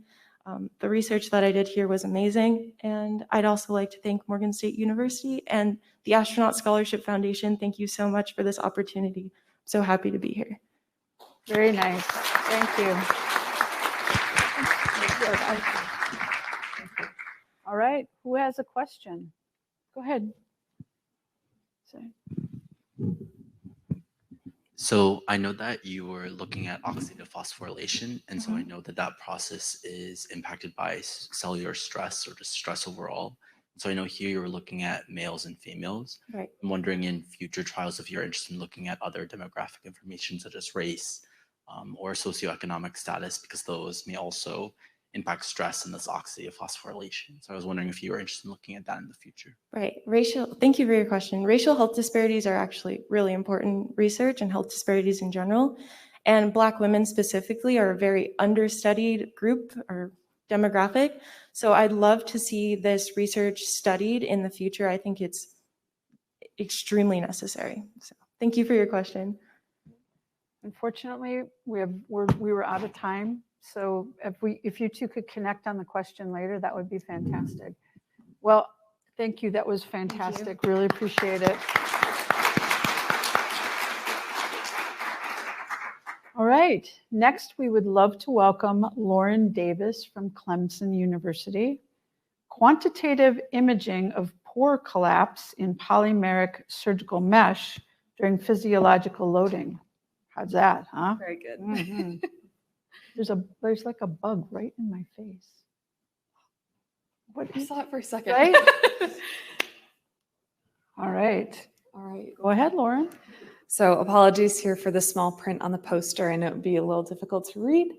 But essentially, what I've been looking at in my research in the bioengineering department at Clemson University is surgical mesh. And surgical mesh is a polymer implant that is typically used in hernia repair and pelvic floor surgeries.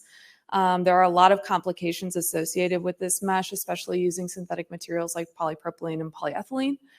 But we also don't really understand some of its basic structural quantities and how that structure changes when the mesh is in the body. So ultimately, my research was really focusing on how to, I found the bug, how to image this mesh effectively and then analyze those images to get us some good quantitative structural properties. Ultimately, also with the hypotheses that the mesh structure varies with mesh type, because in all of these meshes, the knitting pattern is extremely unique in the way that it is warped and wefted, as they refer to it in material science. And also that mechanical strain significantly alters these structural properties. Moving over to our materials and methods, I analyzed 6 different types of mesh, again, each with their unique knitting pattern. And just to get a baseline, these mesh were put under basic biaxial tension and imaged with a backlit optical stereo microscope. And then a MATLAB code was developed to further analyze these images once they had been binarized. So there are 2 main kind of sub-projects. First, we were looking at more of a static approach, and then we have our simulated physiological loading approach. So in this first pore structure and interfiber dimension box, in figure 1A and B, you can see this is the result of that MATLAB code. In figure 1A, we are measuring the minimum ferrite diameter, maximum ferrite diameter, and equivalent circle diameter. This is also commonly used in other biological studies to count cells and things like that. And in figure 1B, that was a code that was developed by myself, a graduate student, and a computer science student at Clemson University to actually quantify the pore size area, which hadn't really been outlined in a lot of the publications that we were seeing. And in figure 2, you can see we also defined 5 pore size bins, essentially stating how the pore size changed over a certain area of mesh. And so for this mesh example, there were only 4 different pore size bins. Some of them only have 1, and some of them have up to all 5. Moving on to fiber structure, we really wanted to attempt to get a 3D look at mesh. And again, because it's transparent and rounded, that's really difficult to do. Anything using light imaging was kind of unfortunately thrown out the window. So we had to take more of a physical approach by using the fiber diameter and multiplying that by the number of interlacing fibers that were stacked on top of each other. And so we just kind of have some process photos. In figure 3A, you can see that there are 4 different knot types in this mesh that just repeat over and over again.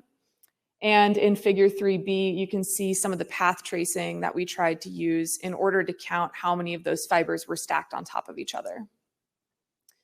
And then finally, in our simulated physiological loading, the mesh were set up in a cell scale biaxial testing system. We wanted to use biaxial testing because obviously our muscle moves in a lot of different directions. So that was the best we could do, is 2 of our directions. And you can see from the images from 0.1 newtons to 22 newtons, that is a pretty small load, but we wanted to see if it would change even under small loading conditions. And clearly the shape is changing, but we then went through all the quantitative data analysis to see if the structural property quantities were actually changing as well. And ultimately, as you can see from the pore size distribution, there was a great variability in the mesh structure, again, according to that knitting pattern. And the 6 mesh types had anywhere from 2 to 8 types of knots in their patterns. And those knots were comprised of anywhere from 3 to as many as 13 overlapping fibers. So again, a lot of diversity in these types of mesh. And the physiological biaxial strain did change all of our structural parameters that we were looking at, which is what we were thinking and what we were hoping for. But again, those ranges are huge. The increases were anywhere from 2 to 88%, and the few decreases that we did have were anywhere from 3 to 32%. So ultimately, while relatively vague, what this is telling us is that we need to further define the relationship between specific knitting patterns and the structural properties that we've figured out how to quantify. And then we also want to define the relationship between these parameters and some ex vivo implants that have actually been taken from patients to see if these structural parameters significantly change after function in the body. But overall, this work was useful in quantifying just a baseline of all of these structural properties that our lab and many other labs can use in the future. Thank you. We have time. Thank you so much. That was very interesting. We have time for one question. There's one in the back there.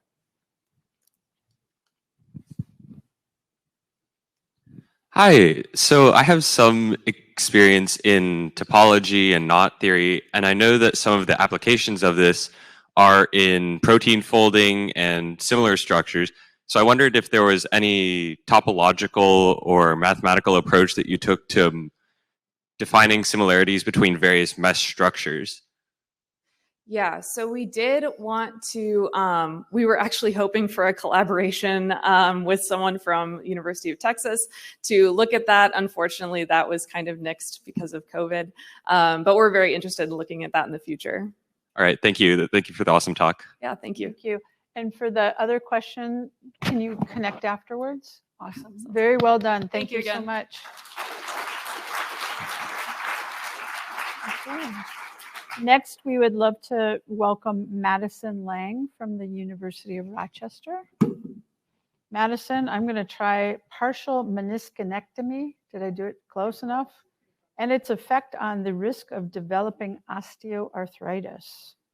So welcome, Lexi. If you want to use this, green first, backwards is red, and then if you want to wipe it off, there's wipes. Okay, thank you. All right.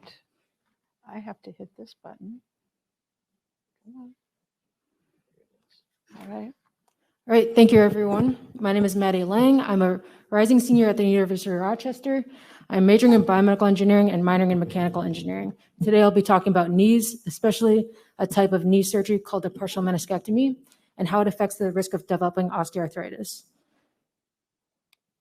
So in this long-term study, we are using a variety of models, computational, cadaveric, patient-based, and statistical, in order to study a type of knee surgery called a partial meniscectomy, which I'll get to on the next slide, as well as how it affects the risk of developing osteoarthritis over time. And the way we do this is by studying the contact mechanics within the knee using finite element modeling and other methods.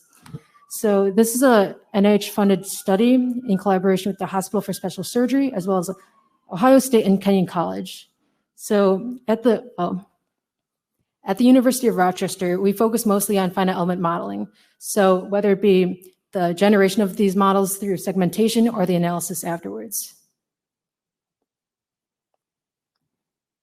All right, so first I'd like to give a brief overview of the anatomy of the knee, especially how it pertains to our study. So the menisci are two C-shaped pieces of cartilage that sit between the femur and the tibia. And their main roles are to absorb shock and provide stability within the knee. However, the menisci are very prone to injury, and the most common form of treatment for meniscal tears is a partial meniscectomy. And in this surgery, as you see in the middle photo there, the damaged portion of the meniscus is removed.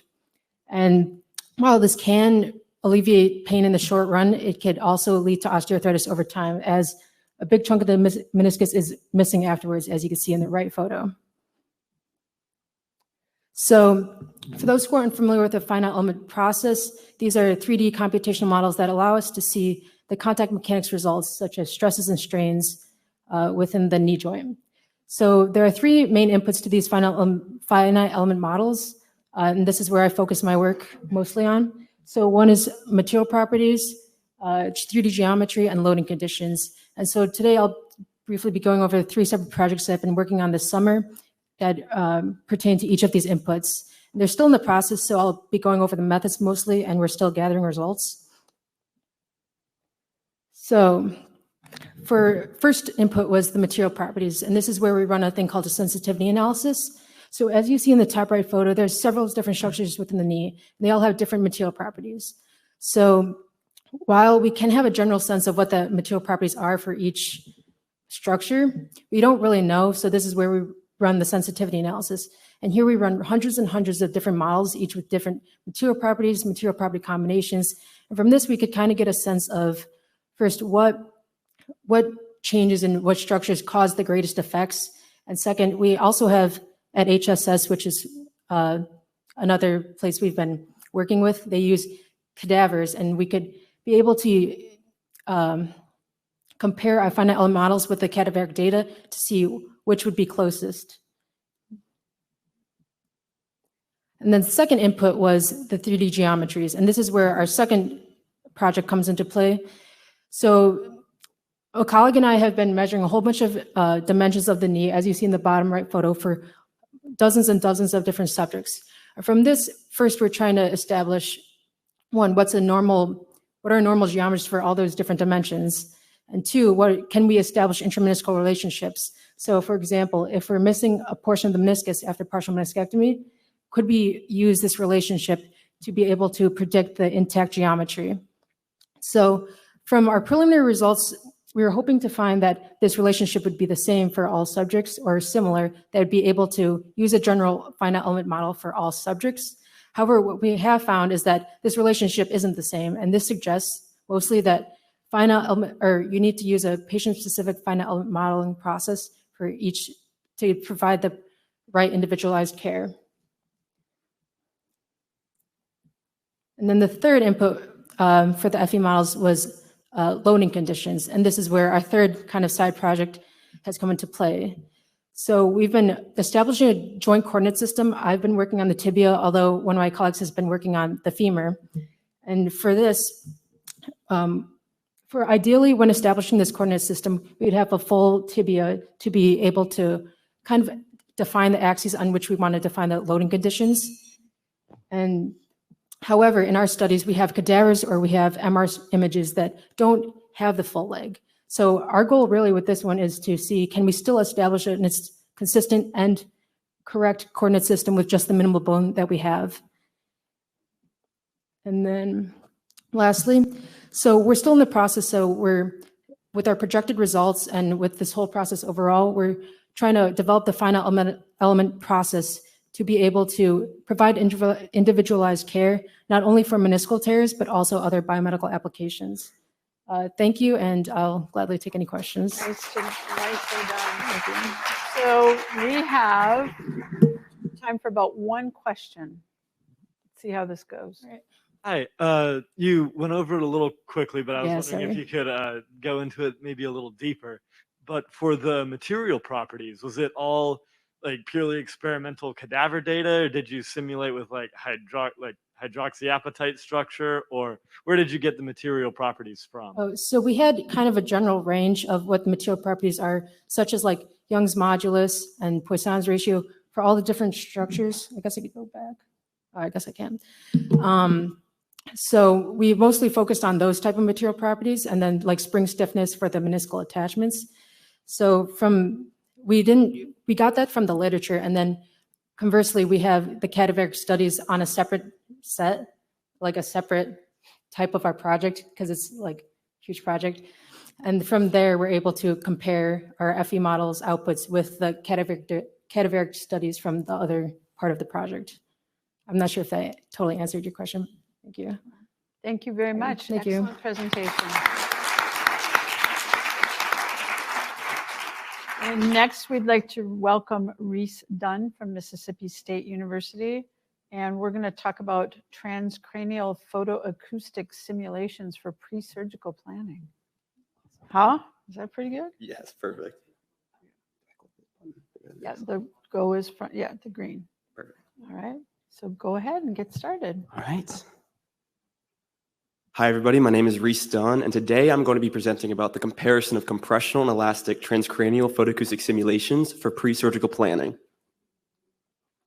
So this work is motivated by photoacoustic imaging, which is an emerging intraoperative technique that can provide real-time high-contrast images of critical underlying structures in the skull during minimally invasive neurosurgeries. So specifically, photoacoustic imaging involves illuminating a target, which in this case, the target is this blood vessel. The target will convert optical energy from the light into acoustic energy, and then acoustic waves will propagate from the target to be received by an externally placed ultrasound transducer. So previous work in the Pulse lab at Johns Hopkins University utilized photoacoustic simulations to identify optimal locations to place the ultrasound transducer that best minimizes acoustic interactions with cranial bone. As you can see from this simulation, they were able to determine that the ocular region, nasal cavity, and temporal region are these optimal transducer locations. However, previous work in the Pulse lab only used compressional wave simulations. There's two types of simulations, compressional and elastic. And though elastic wave simulations are a better representation of the physical wave process, they're much more time-consuming and computationally expensive.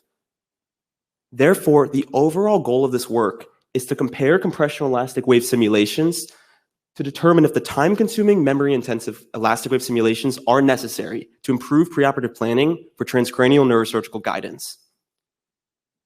So first, we performed several heterogeneous and homogeneous 3D photoacoustic simulations through MATLAB K-Wave Toolbox.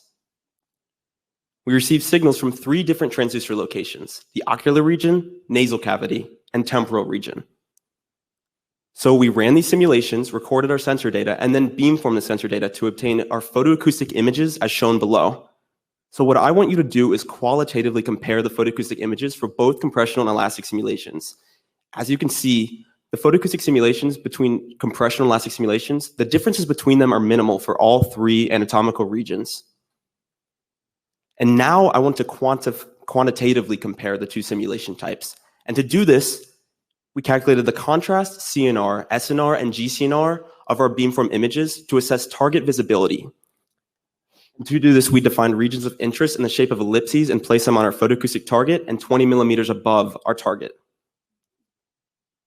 Next, we calculated our target to instrument distance of our beamform images to assess relative source distances.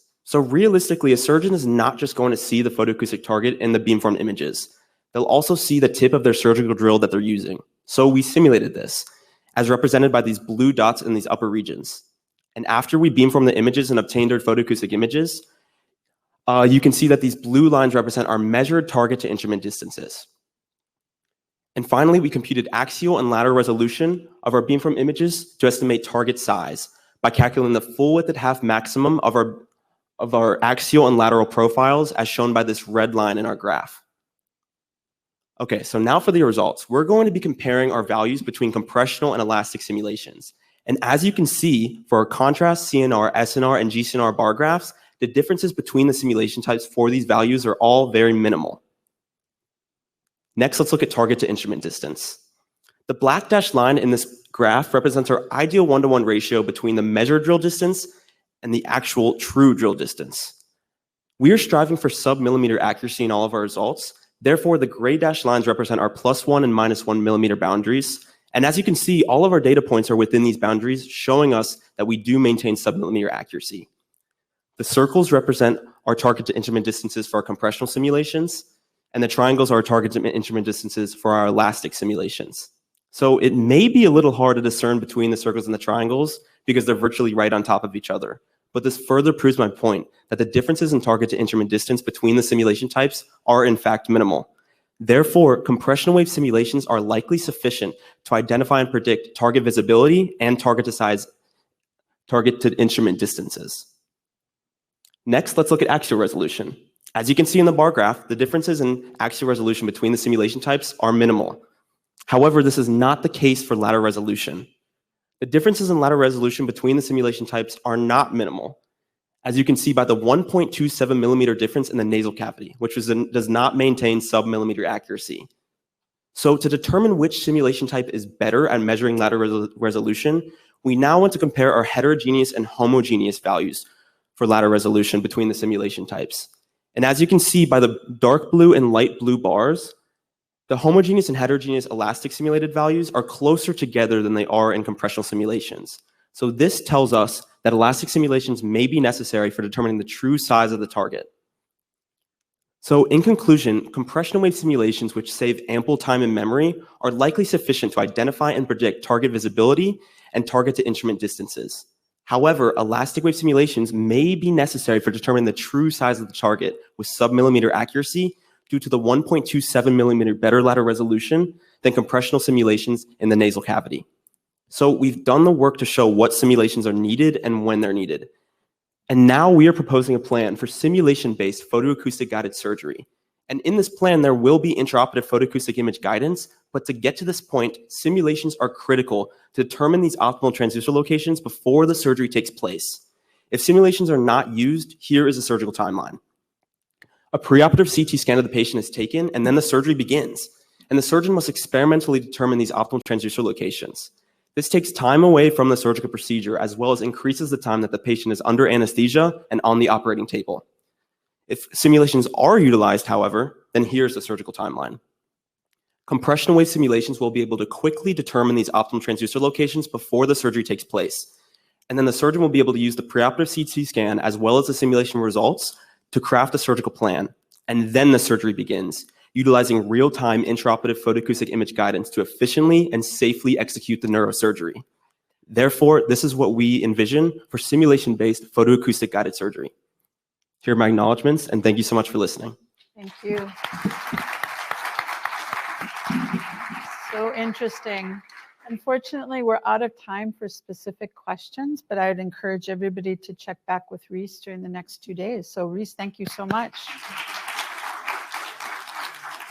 All right, let's keep moving. We're a little behind, but nothing horrible. Mariah Shobandi, yes, from North Carolina A&T University. Adolescent intermittent alcohol-induced changes in affective behaviors and metabolics. Metabolics. There we go. I am learning so much today. All right, let's get you going. Hi, good afternoon. Everything was so exciting. And all I have to give you guys is drunk mice. Sorry for that. Drunk mice and belly button lint. Awesome. But hi, my name is Mariah Shabande, and I'm a rising bioengineering student at North Carolina Agricultural and Technical State University. And this is my research on adolescent intermittent alcohol-induced changes in affective behaviors and metabolomics. And so, kind of to go into it, intermittent alcohol exposure or binge drinking is when one indulges in a lot of alcohol at one point in time. And so, you know, like how they say, like 1 glass of wine a day, maybe a week or something, but this was like 5 in an afternoon. And so what we're looking at is studies recently shown that 90% of adolescents 11 to 20 years old indulge in this behavior. And this is actually very dangerous because it can affect development in the frontal cortex, which is responsible for affective behaviors like anxiety or depression. And so basically this is a part in a long study to basically determine the intermediate and longitudinal effects of affective drinking in adolescents through young adulthood, into early adulthood, into late adulthood, and so forth on. And so what we had for the methods was that we had, sorry, the numbers are off. We had 40 C57 BL6J mice. We had 20 female and 20 male, and we got them on PND 21, which is about translational to that 11-year-old age in humans when we transfer that data. And so what we had was that they came in PND day 21. We allowed them to get accustomed to the lab for a week, and then we began exposure. And so for exposure, what we did was we separated them into groups for the control and the experiment. So for the control was exposed to air for 16 hours on a 2-day basis for 4 cycles, while the other was exposed to ethanol vapor. And so after this, 24 hours after the first cycle, what we did was collected a serum analysis. So this is from the blood plasma. Then following a couple weeks after that, what we had was for behavioral tests on the open field, which looks at general exploratory behaviors and anxiety, we took a fecal sample to look at short-term withdrawal. And then at the final behavioral test, we took the fecal sample and assessed that for long-term. And so with that, what we were able to do was do a Pca analysis, and that then goes into our results. And so for the results, what I really want you to focus on is the Pca analysis. It's the Pca analysis. And so what the Pca analysis shows is that when these figures overlap, that means that they're similar versus when they're separate.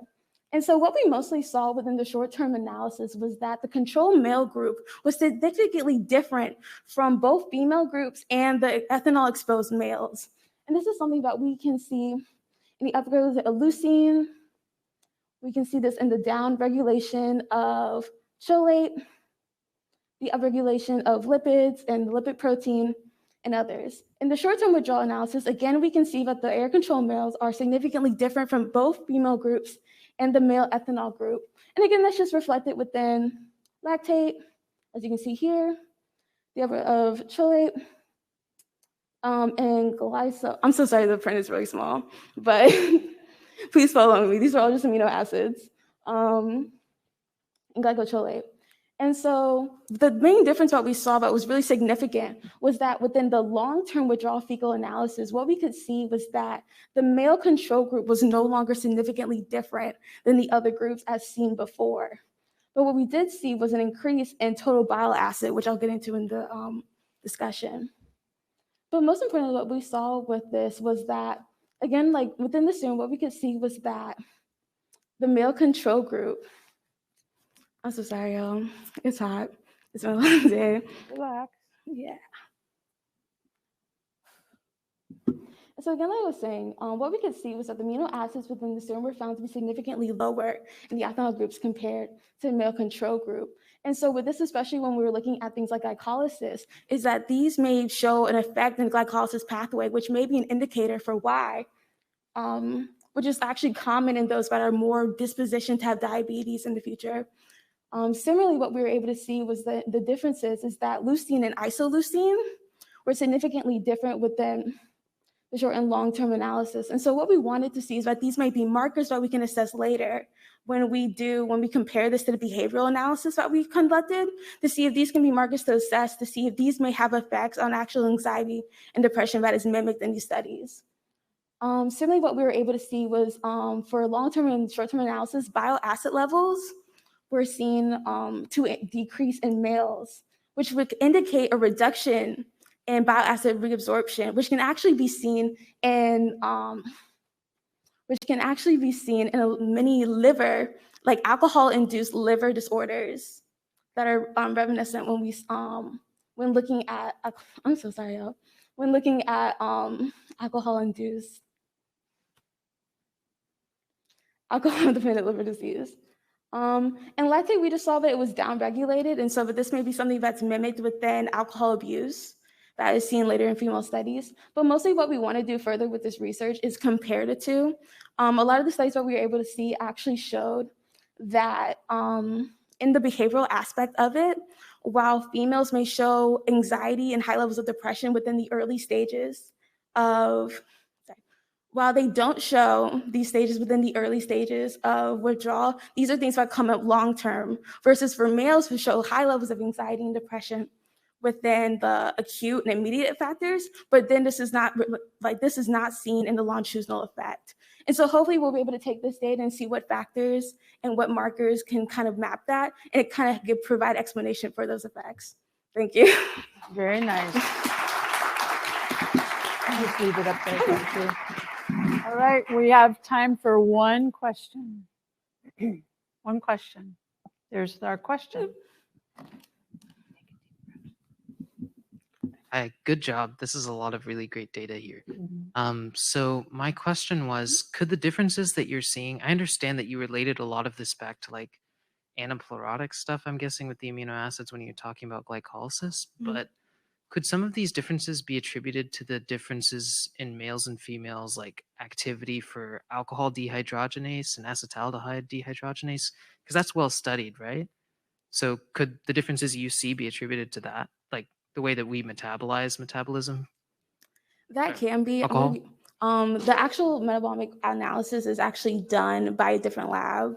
And so I don't have the answers in terms for like the actual metabolic processes I go through, because most of the research that I've done up to this point has been on the behavioral aspects of it. And so this is the next step in that lab, and something that we'll go further into with a paper that we're currently writing on. So I sadly can't answer that question. But in terms of like the behavioral aspects of it, those are things that we're also looking into to try to find and see if those are for. Okay, great. Thank you. Thank you. Thank you, Mariah. Very well done. Okay. Next, we'd love to welcome Shane Flandermeyer from the University of Oklahoma on radar and communications spectrum sharing. Shane, welcome. Looks like I get to be the first non-life sciences person here. I was going to say. So which one is it? The green goes forward. Okay. So yeah, I'm Shane Flandermeyer. I'm an electrical engineering senior at the University of Oklahoma, and I'm going to talk a little bit about radar and communication spectrum sharing in the RF region. So the RF or radio frequency region is kind of the backbone of the information age. Everything that's connected to the internet operates on some bandwidth in the RF spectrum. And this is becoming a problem. You know, everything is connected to the internet now, so it's just too much. The spectrum is finite. So as we're getting more and more users, there's less and less bandwidth for everyone else. And up here I have the current FCC spectrum chart for the United States. At the top, you might say, oh, that's not too bad, but at the bottom, it becomes kind of a mess. Yeah, don't try to make that out. And what they're doing is they're basically saying, okay, you're an automotive radar. You go in this one spectrum region. And yeah, that's just not working anymore. So another problem for radar users is that they're taking radar spectrum and auctioning it off for 5G and Internet of Things technology. So I pulled this article title off Reuters, and the last spectrum auction raised $7.2 billion, just to give you an idea of the scope of this problem. Yeah, so as a radar engineer, what we have to do is design next generation radar systems that can operate in these congested environments. And we look at a number of degrees of freedom to do this, such as the first one we look at is time. And for all of these, you can kind of think of all the resources we have available as these blocks. And in that sense, I guess my research is playing Tetris. So in this case, we have one system that does both radar and communications. And this is the simplest way to do spectrum sharing, but it's also the worst performing. So the more interesting way to do it is have a radar system that's dynamic in where it transmits frequency-wise. So for this example, you have these, you can see these vertical bars, which are the communications interference, and the fainter horizontal lines, which are the radar waveform we're transmitting. And at the bottom in that red circle is what we don't want. We see them intersecting, and what you get at the radar receiver is going to be absolute garbage. What we do want is at the top, just about, looks like 3 milliseconds is when the radar adapts. The radar is going to detect that communications is in the band and scoot somewhere else. And the last thing that we don't want in this case is what's in the yellow. We have no communications interference, but the radar didn't detect that. So my group's work in this area is basically minimize the red, maximize the green, but also minimize the yellow. And we have to do that fast enough that the communications interference hasn't changed. So the next degree of freedom we've exploited is space. And you can only do this if you have a high function antenna array. So you can say, okay, in one area, I'm going to image this target and track its movements. But in the other one, I'm going to communicate with some other ground station, like you see here. And finally, what I look at most and what I'm looking at currently and working on a paper on right now is in waveform diversity and waveform coding. And that's saying, okay, we have a radar waveform, but what happens if we embed communications information on top of that? And we can get really good spectral efficiency out of that. And it's a lot of math. I will not bore you all with the details of that, but that's a really exciting new and up-and-coming area in waveform diversity and spectrum management. So yeah, that's what I'm working on right now. And a lot of what's enabled this is called software-defined radio. And what that basically has is an FPGA, which is a programmable circuit board, along with an analog to digital converter and an arbitrary waveform generator. Because in the past, you wanted to do things like the coding diversity I was just talking about, you'd have to like fabricate an entire circuit to transmit this waveform. But now you can just do it in C++, Verilog, whatever programming language you want. So yeah, I'm implementing everything we've done in a software-defined radio toolbox. And the other cool thing about this is that they're super cheap.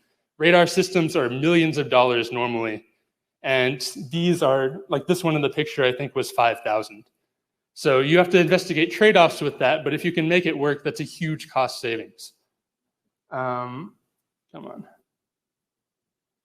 Yeah, and the second thing I'm working on, as I hinted at earlier, is mathematically characterizing what's going on with those waveforms and the radar-embedded communications. Because what we have here, what we're trying to do is find that target in the bottom right. And you can see it's clear in the bottom right. But we can trade off how clear the target is and the communications performance. So in the bottom right, the radar performance is awesome, but there's no communications there. But in the top left, you can't see the target, but you're communicating. So you have to find the optimal trade-off for that. And people have a general idea, like if you transmit with this much bit rate in your communications, then you're like minus 10 dB.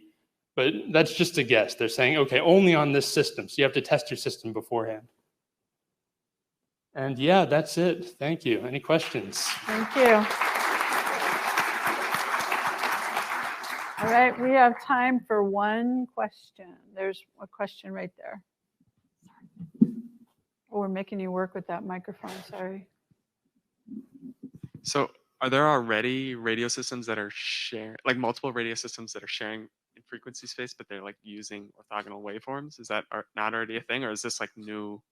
Yeah, you see it a lot more in communications, but radar has, for example, their waveforms are super high bandwidth compared to communications. So the hardware requirements are more stringent. So you can't be, or you couldn't be dynamic until recently.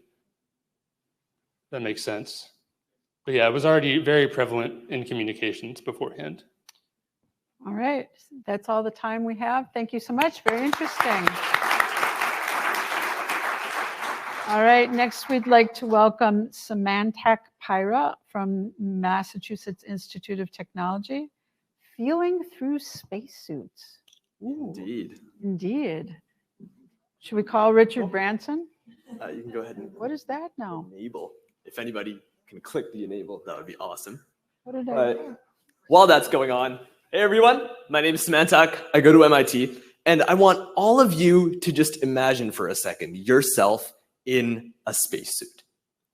Okay, keep going. Floating outside the ISS. Wiggle your fingers, wiggle your toes. And now another astronaut pokes you on the arm. What?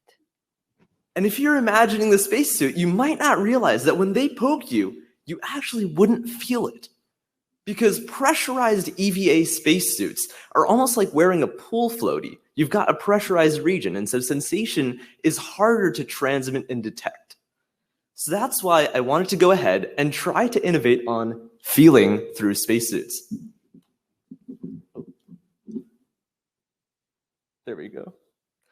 There has been some prior research in this area. Here's an experiment from 2015 where scientists tried to attach little tiny rubber rods inside your fingertips so you could touch a rock and get that type of a sensation transmitted through to your finger, which works nice for fingers because it's very tactile, but that doesn't translate too well to your entire body or the entire spacesuit. So that's where us electrical engineers step in and say, hey, why can't we put electronics inside all of the textiles in your suit? Which is exactly what we plan to do for many different space environments. And I'll come back to this in a bit and you'll see why. The proposal that we came up with looks a little bit like this. We can take electronics that combine capacitive sensing for proximity, how close something conductive is to you. You have vibration and impact sensing. If something pokes you or hits you, you can quantify that. You've got pressure sensing in yellow. So once something is actually touching you, you can understand how hard it is. And then, importantly, it takes all of those sensations and transmits it through to your skin with haptic actuators, essentially like fancy vibration motors that can reproduce those sensations that you would feel with your biological skin. We made some prototypes out of beta cloth, which is a simulant of what's used in actual flight suits. And you can see, for example, those gray patches are conductive fabrics that we can turn into essentially capacitors sitting on the outside of a spacesuit. And with that, I hooked them up to a bunch of readout electronics where we can combine the capacitance, the resistance, and our detection of vibration, and actually take all of that and pull it into signals. Because I don't have access to space, unlike some of our astronauts in the audience here, we had to do simulation testing to understand what this might actually look like. So I created a robotic test bench with a robotic arm and some virtual attachments like this assemblance of rocks to simulate regolith, and a spacesuit glove, and metallic objects like you could encounter on a space station. Like many folks, if it's possible to click play on that, that would be awesome. Like many folks, our lab had to go virtual for COVID, so I set this test bench up at home on my table and had the robotic arm going. If not, not a problem at all. And with my tabletop robotic arm testing, we got waveforms that look a little bit like this. You can see that in this metal tap and metal stroke, we can successfully differentiate between what different stimuli look like. A tap is 2 clean signals, whereas a stroke, you can actually see the signal moving from one pad, those gray patches, to the next. We can also successfully differentiate between different types of stimuli. For example, a glove has a very different signature to a rock, where you can actually see all of the separate jagged fragments vibrating over and over on your fabric. With that, we actually created a mock-up of what that might look like inside a spacesuit. So you can have a layer with haptic actuators on the inside and piezoelectric fibers that take those vibrations and map them all the way to the inside. With this kind of technology, we could potentially have safety monitoring features where someone inside the ISS could be monitoring whoever's out on a spacewalk to make sure that if they get impacted by a micrometeoroid, to quantify the level of damage that that might have caused and in what region that actually is on the spacesuit. And with that kind of technology, we really want to reach a place where we can provide this kind of functionality in a very diverse array of environments, all the way from navigating rocky terrain where you can feel different types of rocks and understand the differences with our qualitative assessments, where you can repair man-made equipment while being aware of your danger with micrometeoroids and quantifying impacts and where they are. We can maintain human relationships by simulating that sense of touch that, like these pokes, would be hard to detect otherwise through these spacesuits. And we can also monitor spacesuit health. With the integrated electronics, it becomes very easy to localize impacts, understand what sensations are going through, and ultimately protect our amazing astronauts. I was very lucky to be part of a team at MIT working on this work, and we recently presented this at the IEEE Aerospace Conference. So if you want to read up on it, go view our paper and our presentation there. And I'm very glad to be here. Thanks so much to the ASF, and I'd love to answer any questions you guys might have. Very nice. All right, who's got a question? Let's go there, and then we're going to go to the back. See what time we have left. What sort of battery power does this take in a spacesuit? Or are the piezos powerful enough that they can operate on their own? That's a very pertinent question. As you might know, piezos usually require high voltage actuation. We get around that by flipping it upside down. We use the impacts to create voltages in the piezos and then have analog readout electronics that convert it into logic level for our microcontrollers. And I've spoken with some NASA XEMU folks who are working on the Artemis spacesuits. One of the most appealing parts of our tech design is that we can actually make electronics that go inside individual fibers in the textile, which helps negate a lot of the risk of flammability when you have exposed conductors that are separate from the rest of your electronics, especially near textiles. Okay, we had a question in the back of the room.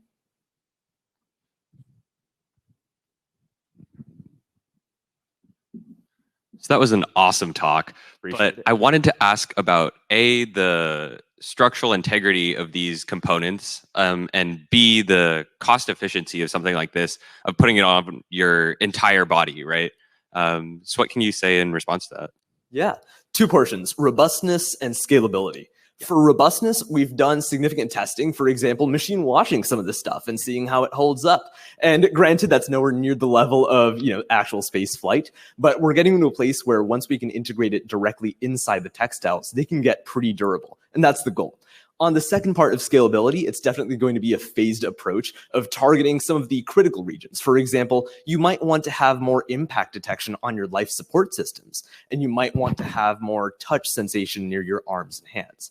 And based on that, you can kind of target your weight savings and cost reduction, weight being the primary factor, and really get those features in where they would be most helpful for the astronauts.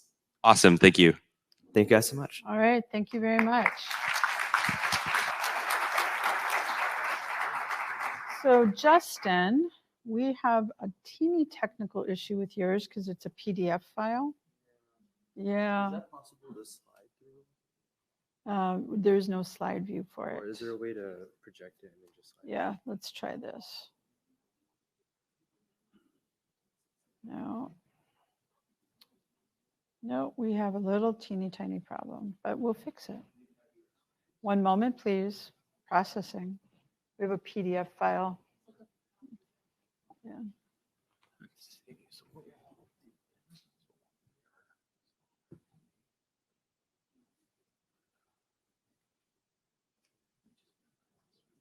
Yeah. I knew there'd be a glitch somewhere.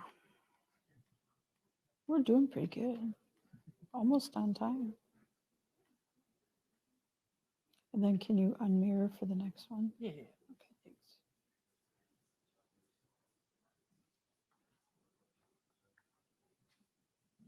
Do you want to sit? You're welcome.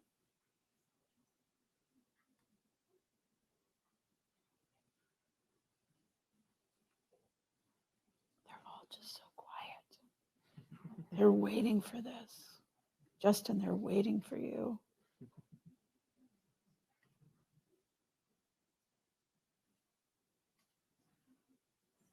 Okay. So now we bring up the PDF again. It's on, got it. Okay, so this is going to be the screen to see exactly how it is. Okay. And then you'll just have to scroll through. Okay. Justin? Yep. I'm going to have to scroll for you, Sure, so yeah. I'll do my best. All right, let's everybody welcome Justin and talking about manufacturing of ceramic matrix composites. Good afternoon, everyone. My name is Justin Cal, and I'm a rising junior at University of Illinois, Urbana-Champaign. And today I'm going to talk about ceramic matrix composites by polymer infiltration and pyrolysis. Next slide. So my research group is in hypersonics, and there's two huge fields in hypersonics. One is reentry, so that could be planetary reentry, and then also missiles for national defense. And a little known fact, right now, a lot of countries are in a hypersonic missiles arm race. And this is in the best interest for national security for a lot of these entities to have this competitive edge in this new weapon system. And we're always looking for ways to improve it. So the thing that we are trying to optimize here is we're trying to enable flexible ceramics matrix composites by this process. And by doing that, the thought is that we can vary the inlet geometry of hypersonic scramjet combustion engines so that it can fix the issue of scramjets, which is it can only operate efficiently in certain flight regimes. So if you can vary the inlet geometry at different flight regimes, what you can now do is have a much more efficient vehicle that can operate very efficiently at different flight regimes. So actually go back up. Sorry about that. So the reason why we're interested in CMCs is because they are thermomechanically high-performing materials, and they can work very well in very harsh environments. But what we needed to do at our university is first prove this out and be able to manufacture these in-house. So we had three major requirements. The first one was to reduce the cost. Second one was to fabricate them simply. And the third one is to identify the equipment to use. Next slide. So the architecture for this material that we were trying to use is we were going to use carbon fiber, 400 satin, 3K weave as a matrix, and we use SMP10, which is a precursor polymer ceramic. And the thought is polymer infiltration and pyrolysis is where you take the matrix, you infiltrate it with the polymer, you pyrolyze it, so this is above 850 degrees Celsius, and ceramic kind of attaches on to the ceramic fibers, and we do this multiple times. And this allows us to tailor the properties of the material so we can optimize porosity or different like oxidizations or dopings that we can use for this material to kind of tailor them to specific needs. So here are just some basic manufacturing specs. I really enjoyed this project because my professor came up to me and gave me a paper, told me about this polymer, and told me to try to figure it out, which I really enjoyed. So in the interest of time, what I essentially did is manufacture a prototype of the strip, which you can see in these photos. Next slide. And the results were these samples. On the top right, you can see those are actually the uncut products, and then we cut them up and did a lot of documentation. And remember, we're trying to make flexible ceramic matrix composites, and you can see there's two right there. And what actually happened is I actually snapped that in lab because I was like, oh, I think I was on like the second cycle, and I was like, oh, how flexible is this? And it snapped. So this is definitely a work in progress. Next slide. So I also did all the imaging for this as well. This is a micro CT image that we did, and we got a 1 unit scale of it. And this is really cool because we can look at the porosity. Porosity is a huge issue here. You can see all these holes in there, and that's not what we want. We want it to be a very clean and uniform material. And what's also really interesting is with these CT images, we're using software from NASA called Puma. And what we're doing is we can, instead of making a bunch of these samples to get all this test data, what we can do is scan our actual test data and represent it as an array as a function of the CT scan. And we can find material properties like thermal conductivity, or even like electrical conductance. Like we can do almost anything with this. Next slide. And this is just some SEM for surface morphology. So there you can see, up there you can see like those are the two toes, which is just like the strands of carbon fiber, and then one more down. And that's actually a little broken section. You can see those individual carbon fibers and the deposited ceramic. Next slide. And again, this is kind of at the end. This is around the size of one toe. It's just really interesting seeing it close up. And we use this to characterize just the surface morphology. This one. And in conclusion, what we essentially did here is we made this basis of how do we manufacture these components in-house, and we kind of identify like what's our issues. So huge areas that we're looking into now are 2.5D or 3D preforms to get complex shapes. And this fall, I'm actually continuing this research, and I'm going to be investigating 3D printing to make these complex ceramics matrix composites and have them flexible as well. That is all I have for today. One more slide down. Yeah, thank you, ASF, and thank you to everyone listening. And yeah, I'd like to open the floor for questions. Thank you very much. We have time for one question. There it is, right there. Thank you. Are there any concerns with like off-gassing or heat transfer when you actually go to cure the ceramic? And like, yes, would you be curing it on a shuttle or anything like that? Would that Yeah, that's an amazing question. I pulled up, but that's a lot of work. So actually, there's a quick temperature profile in there, and what we do is we do certain temperature ramps. So I believe we go from like 250 to 650 degrees Celsius at 3 degrees Celsius per minute. And then what we do is we hit 850 degrees Celsius and we hold it there for around an hour. And that actual step of hitting 650 really quick, that's what actually pyrolyzes the materials.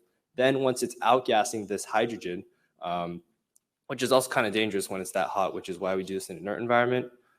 When it does reach that 850 hold, we're essentially just resting the material so it can outgas all this material before we slow it down, because we don't want those bubbles to stay in the material. Right, that's all we have time for, but fantastic, interesting. Thank you. So interesting. Okay, we have two left. Let's welcome Caitlin Grunhoot from Georgia Institute of Technology, talking about the enomer optimization in anion exchange membrane electrolyzers. Yeah, close enough. Did I get your name right? The rest we can follow. So green goes, yep. Laser as well. There's the laser, that one. Or no, not that one. Yep, there we go. All right, let's get started. Okay. Hi, everyone. My name is Katie Grunhout, and I'm a rising senior studying chemical engineering at Georgia Tech. And today I'm going to talk to you about my research on electrolyzers. Specifically, I'm working on anion exchange membrane electrolyzers. So here on the left, we have the basic structure of what an anion exchange membrane electrolyzer is. And you might be wondering, what is an electrolyzer? So if anyone is familiar with the fuel cell, an electrolyzer is basically the exact opposite of that. It takes water as an input as well as electricity, and then it splits it into hydrogen and oxygen. So here we can see that there's basically three main parts of an electrolyzer. So on the left here, we have the oxygen evolution. On the right, we have the hydrogen evolution. And in the middle, we have the anion exchange membrane, which allows the anions to pass through so that the two half reactions can occur, which you can see down here. So the main applications for this is as renewable energy technology as a storage. So we can use it as storage instead of batteries. And it's really cool for me. What I find exciting is that it has a lot higher energy abilities. So we could potentially use it for something like a plane, where we're really far away in battery technology to get there. So here's a little pictogram. And the main takeaway from here is that the GDL, which is the gas diffusion layer, that'll be like a piece of metal. And on top of that, we have two main components. We have the ionomer and we have the catalyst. So the ionomer's role is to, one, act as a binder to attach that catalyst onto the GDL. And second, it transfers those ions to the catalyst, where, of course, it can catalyze the reaction. This reaction is not spontaneous, so we need to get to that catalyst to promote the reaction. So the novel material that my lab at Georgia Tech has is a block copolymer.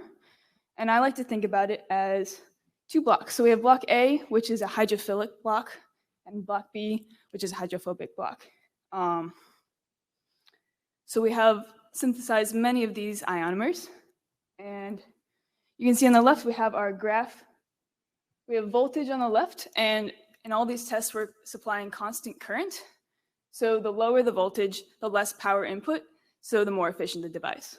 So we're looking for, over time, to have the lowest voltages. So we can see on the bottom here, we have the best 2 performing ones.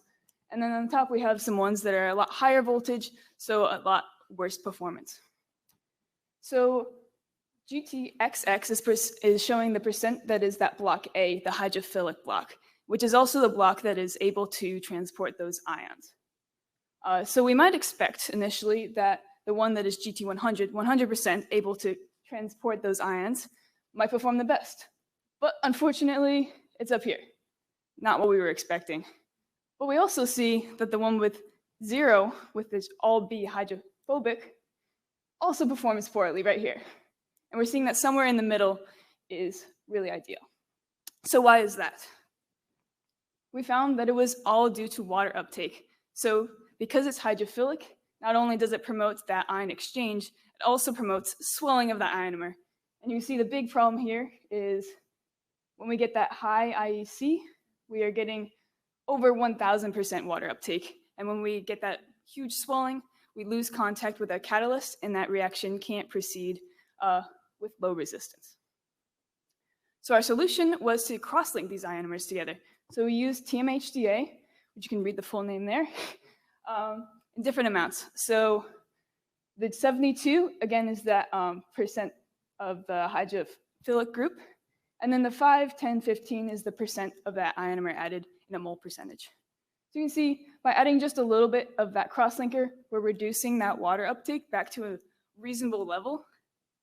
And then you can see here in our results, all 3 of these new ones with the crosslinker outperformed those previous moderate ones, which you can see up here.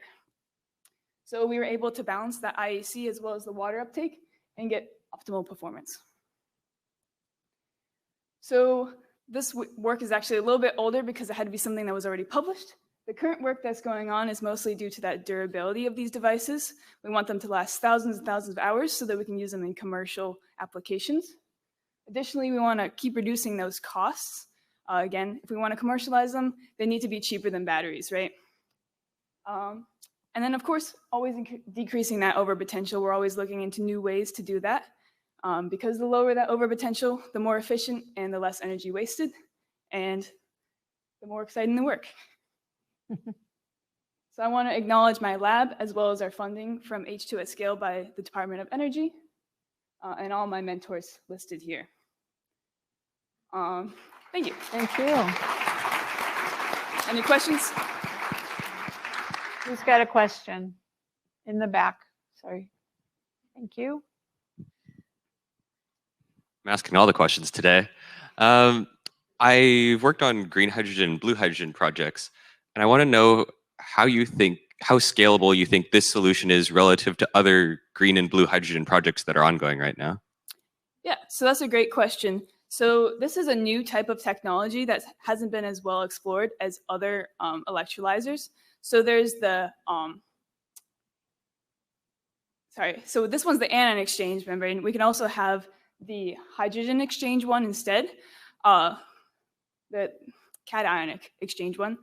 And the problem with that is that the anode mechanics are not as quick there.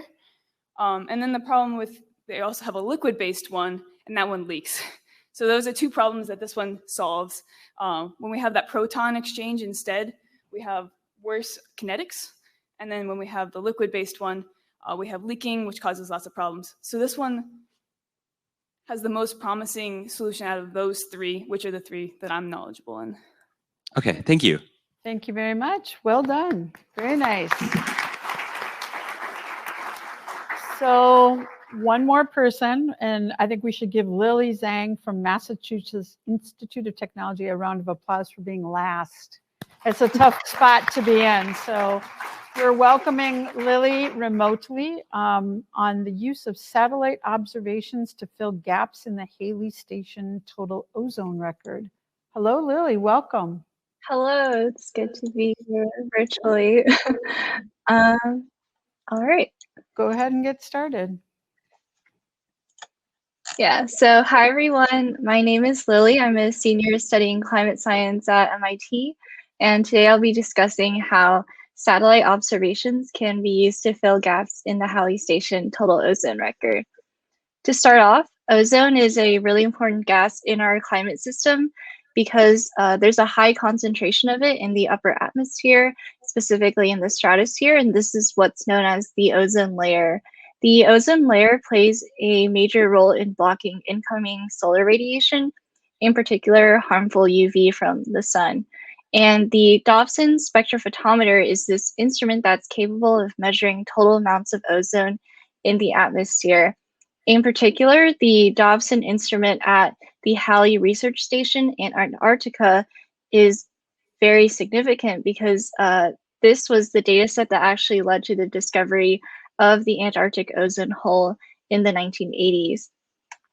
In addition to being historically significant, the record is very long and continuous, so it continues to be important to present and future studies of long-term changes in Antarctic total column ozone. And here in this figure, I have plotted in black the measurements of ozone by the Dobson instrument at the Halley Station. Unfortunately, in February of 2017, the station actually had to abruptly close due to on-site conditions. So there was a crack in the nearby ice shelf, and so the scientists had to evacuate. And for 2 years, the station became a summer-only operation. And as a result, there's missing Dobson measurements of ozone for 2 spring seasons, which also is a season where the ozone hole is most prominently observed. And recently in the climate community, there's a lot of interest in observing the ozone hole because we want to understand how policy efforts such as the Montreal Protocol have helped aid the recovery of ozone, especially in Antarctica. And this poses a challenge, but fortunately, there are still measurements of ozone available from satellite instruments which have overpass data. And in our study, what we do is we develop and test a method for filling in this record of Halley-Dobson ozone measurements as we believe the Dobson instrument would have seen it. And here are the instruments Here I have listed the instruments that we use in our study, and the methodology is quite simple. We just did bias characterization by day of year, and for each instrument comparing the average measurement by the instrument to the average measurement by the Dobson, and then we applied a simple bias correction to each satellite instrument and then combined them to create this satellite mean, corrected satellite average that we use to fill in the Dobson data set. And we found that our bias correction improved the accuracy in reproducing the Dobson monthly averages as opposed to just taking the raw average. And as a result, we're able to come up with these 2 graphs right here of the filled in Halley-Dobson record of total ozone. So here on the top, I have September, and on the bottom, I have January, and this is just monthly average ozone over time. And right here in 2017 and 2018, we see that the record has now been filled. And with this filled data set, we see signs of ozone recovery in the Antarctic, which is pretty significant, also a very nice result for people who are interested in policy to see. And with the challenges of the COVID-19 pandemic and other environmental and societal challenges, our hope is that our method can also be used for in the future for other stations to help fill in gaps caused by any other challenges. And yeah, if you want to read more, there's a paper published in the journal Atmospheric Chemistry and Physics, and I'm happy to answer any questions. Great. Thank you, Lily. All right. Ozone, very important. Anybody have any questions? There we go. Thank you, Lily. What's the overpass frequency for these satellite instruments? That's a good question. I believe the satellites have are more precise than the data I use, but for our study, we only use the daily average data, which is also what the British Antarctic Survey publishes for the Dobson instrument. Okay, and do you guys have a big problem with clear sky days in Antarctica, or? Yeah, no, that is definitely a big problem. So one problem is that the measurements between clear sky and not clear sky have different accuracies, but also in Antarctica, when the sun is down for the polar night, there are very sparse measurements, and sometimes people try to do measurements using scattered moonlight, but those are not as accurate. Got it. Thank you. Do we have time for one more quick question if we have one? No? Yes? No? Well, in that case, Lily, thank you for this great information, and thank you for wrapping us up for today. So well done. Thank you very much. Thank you. All right.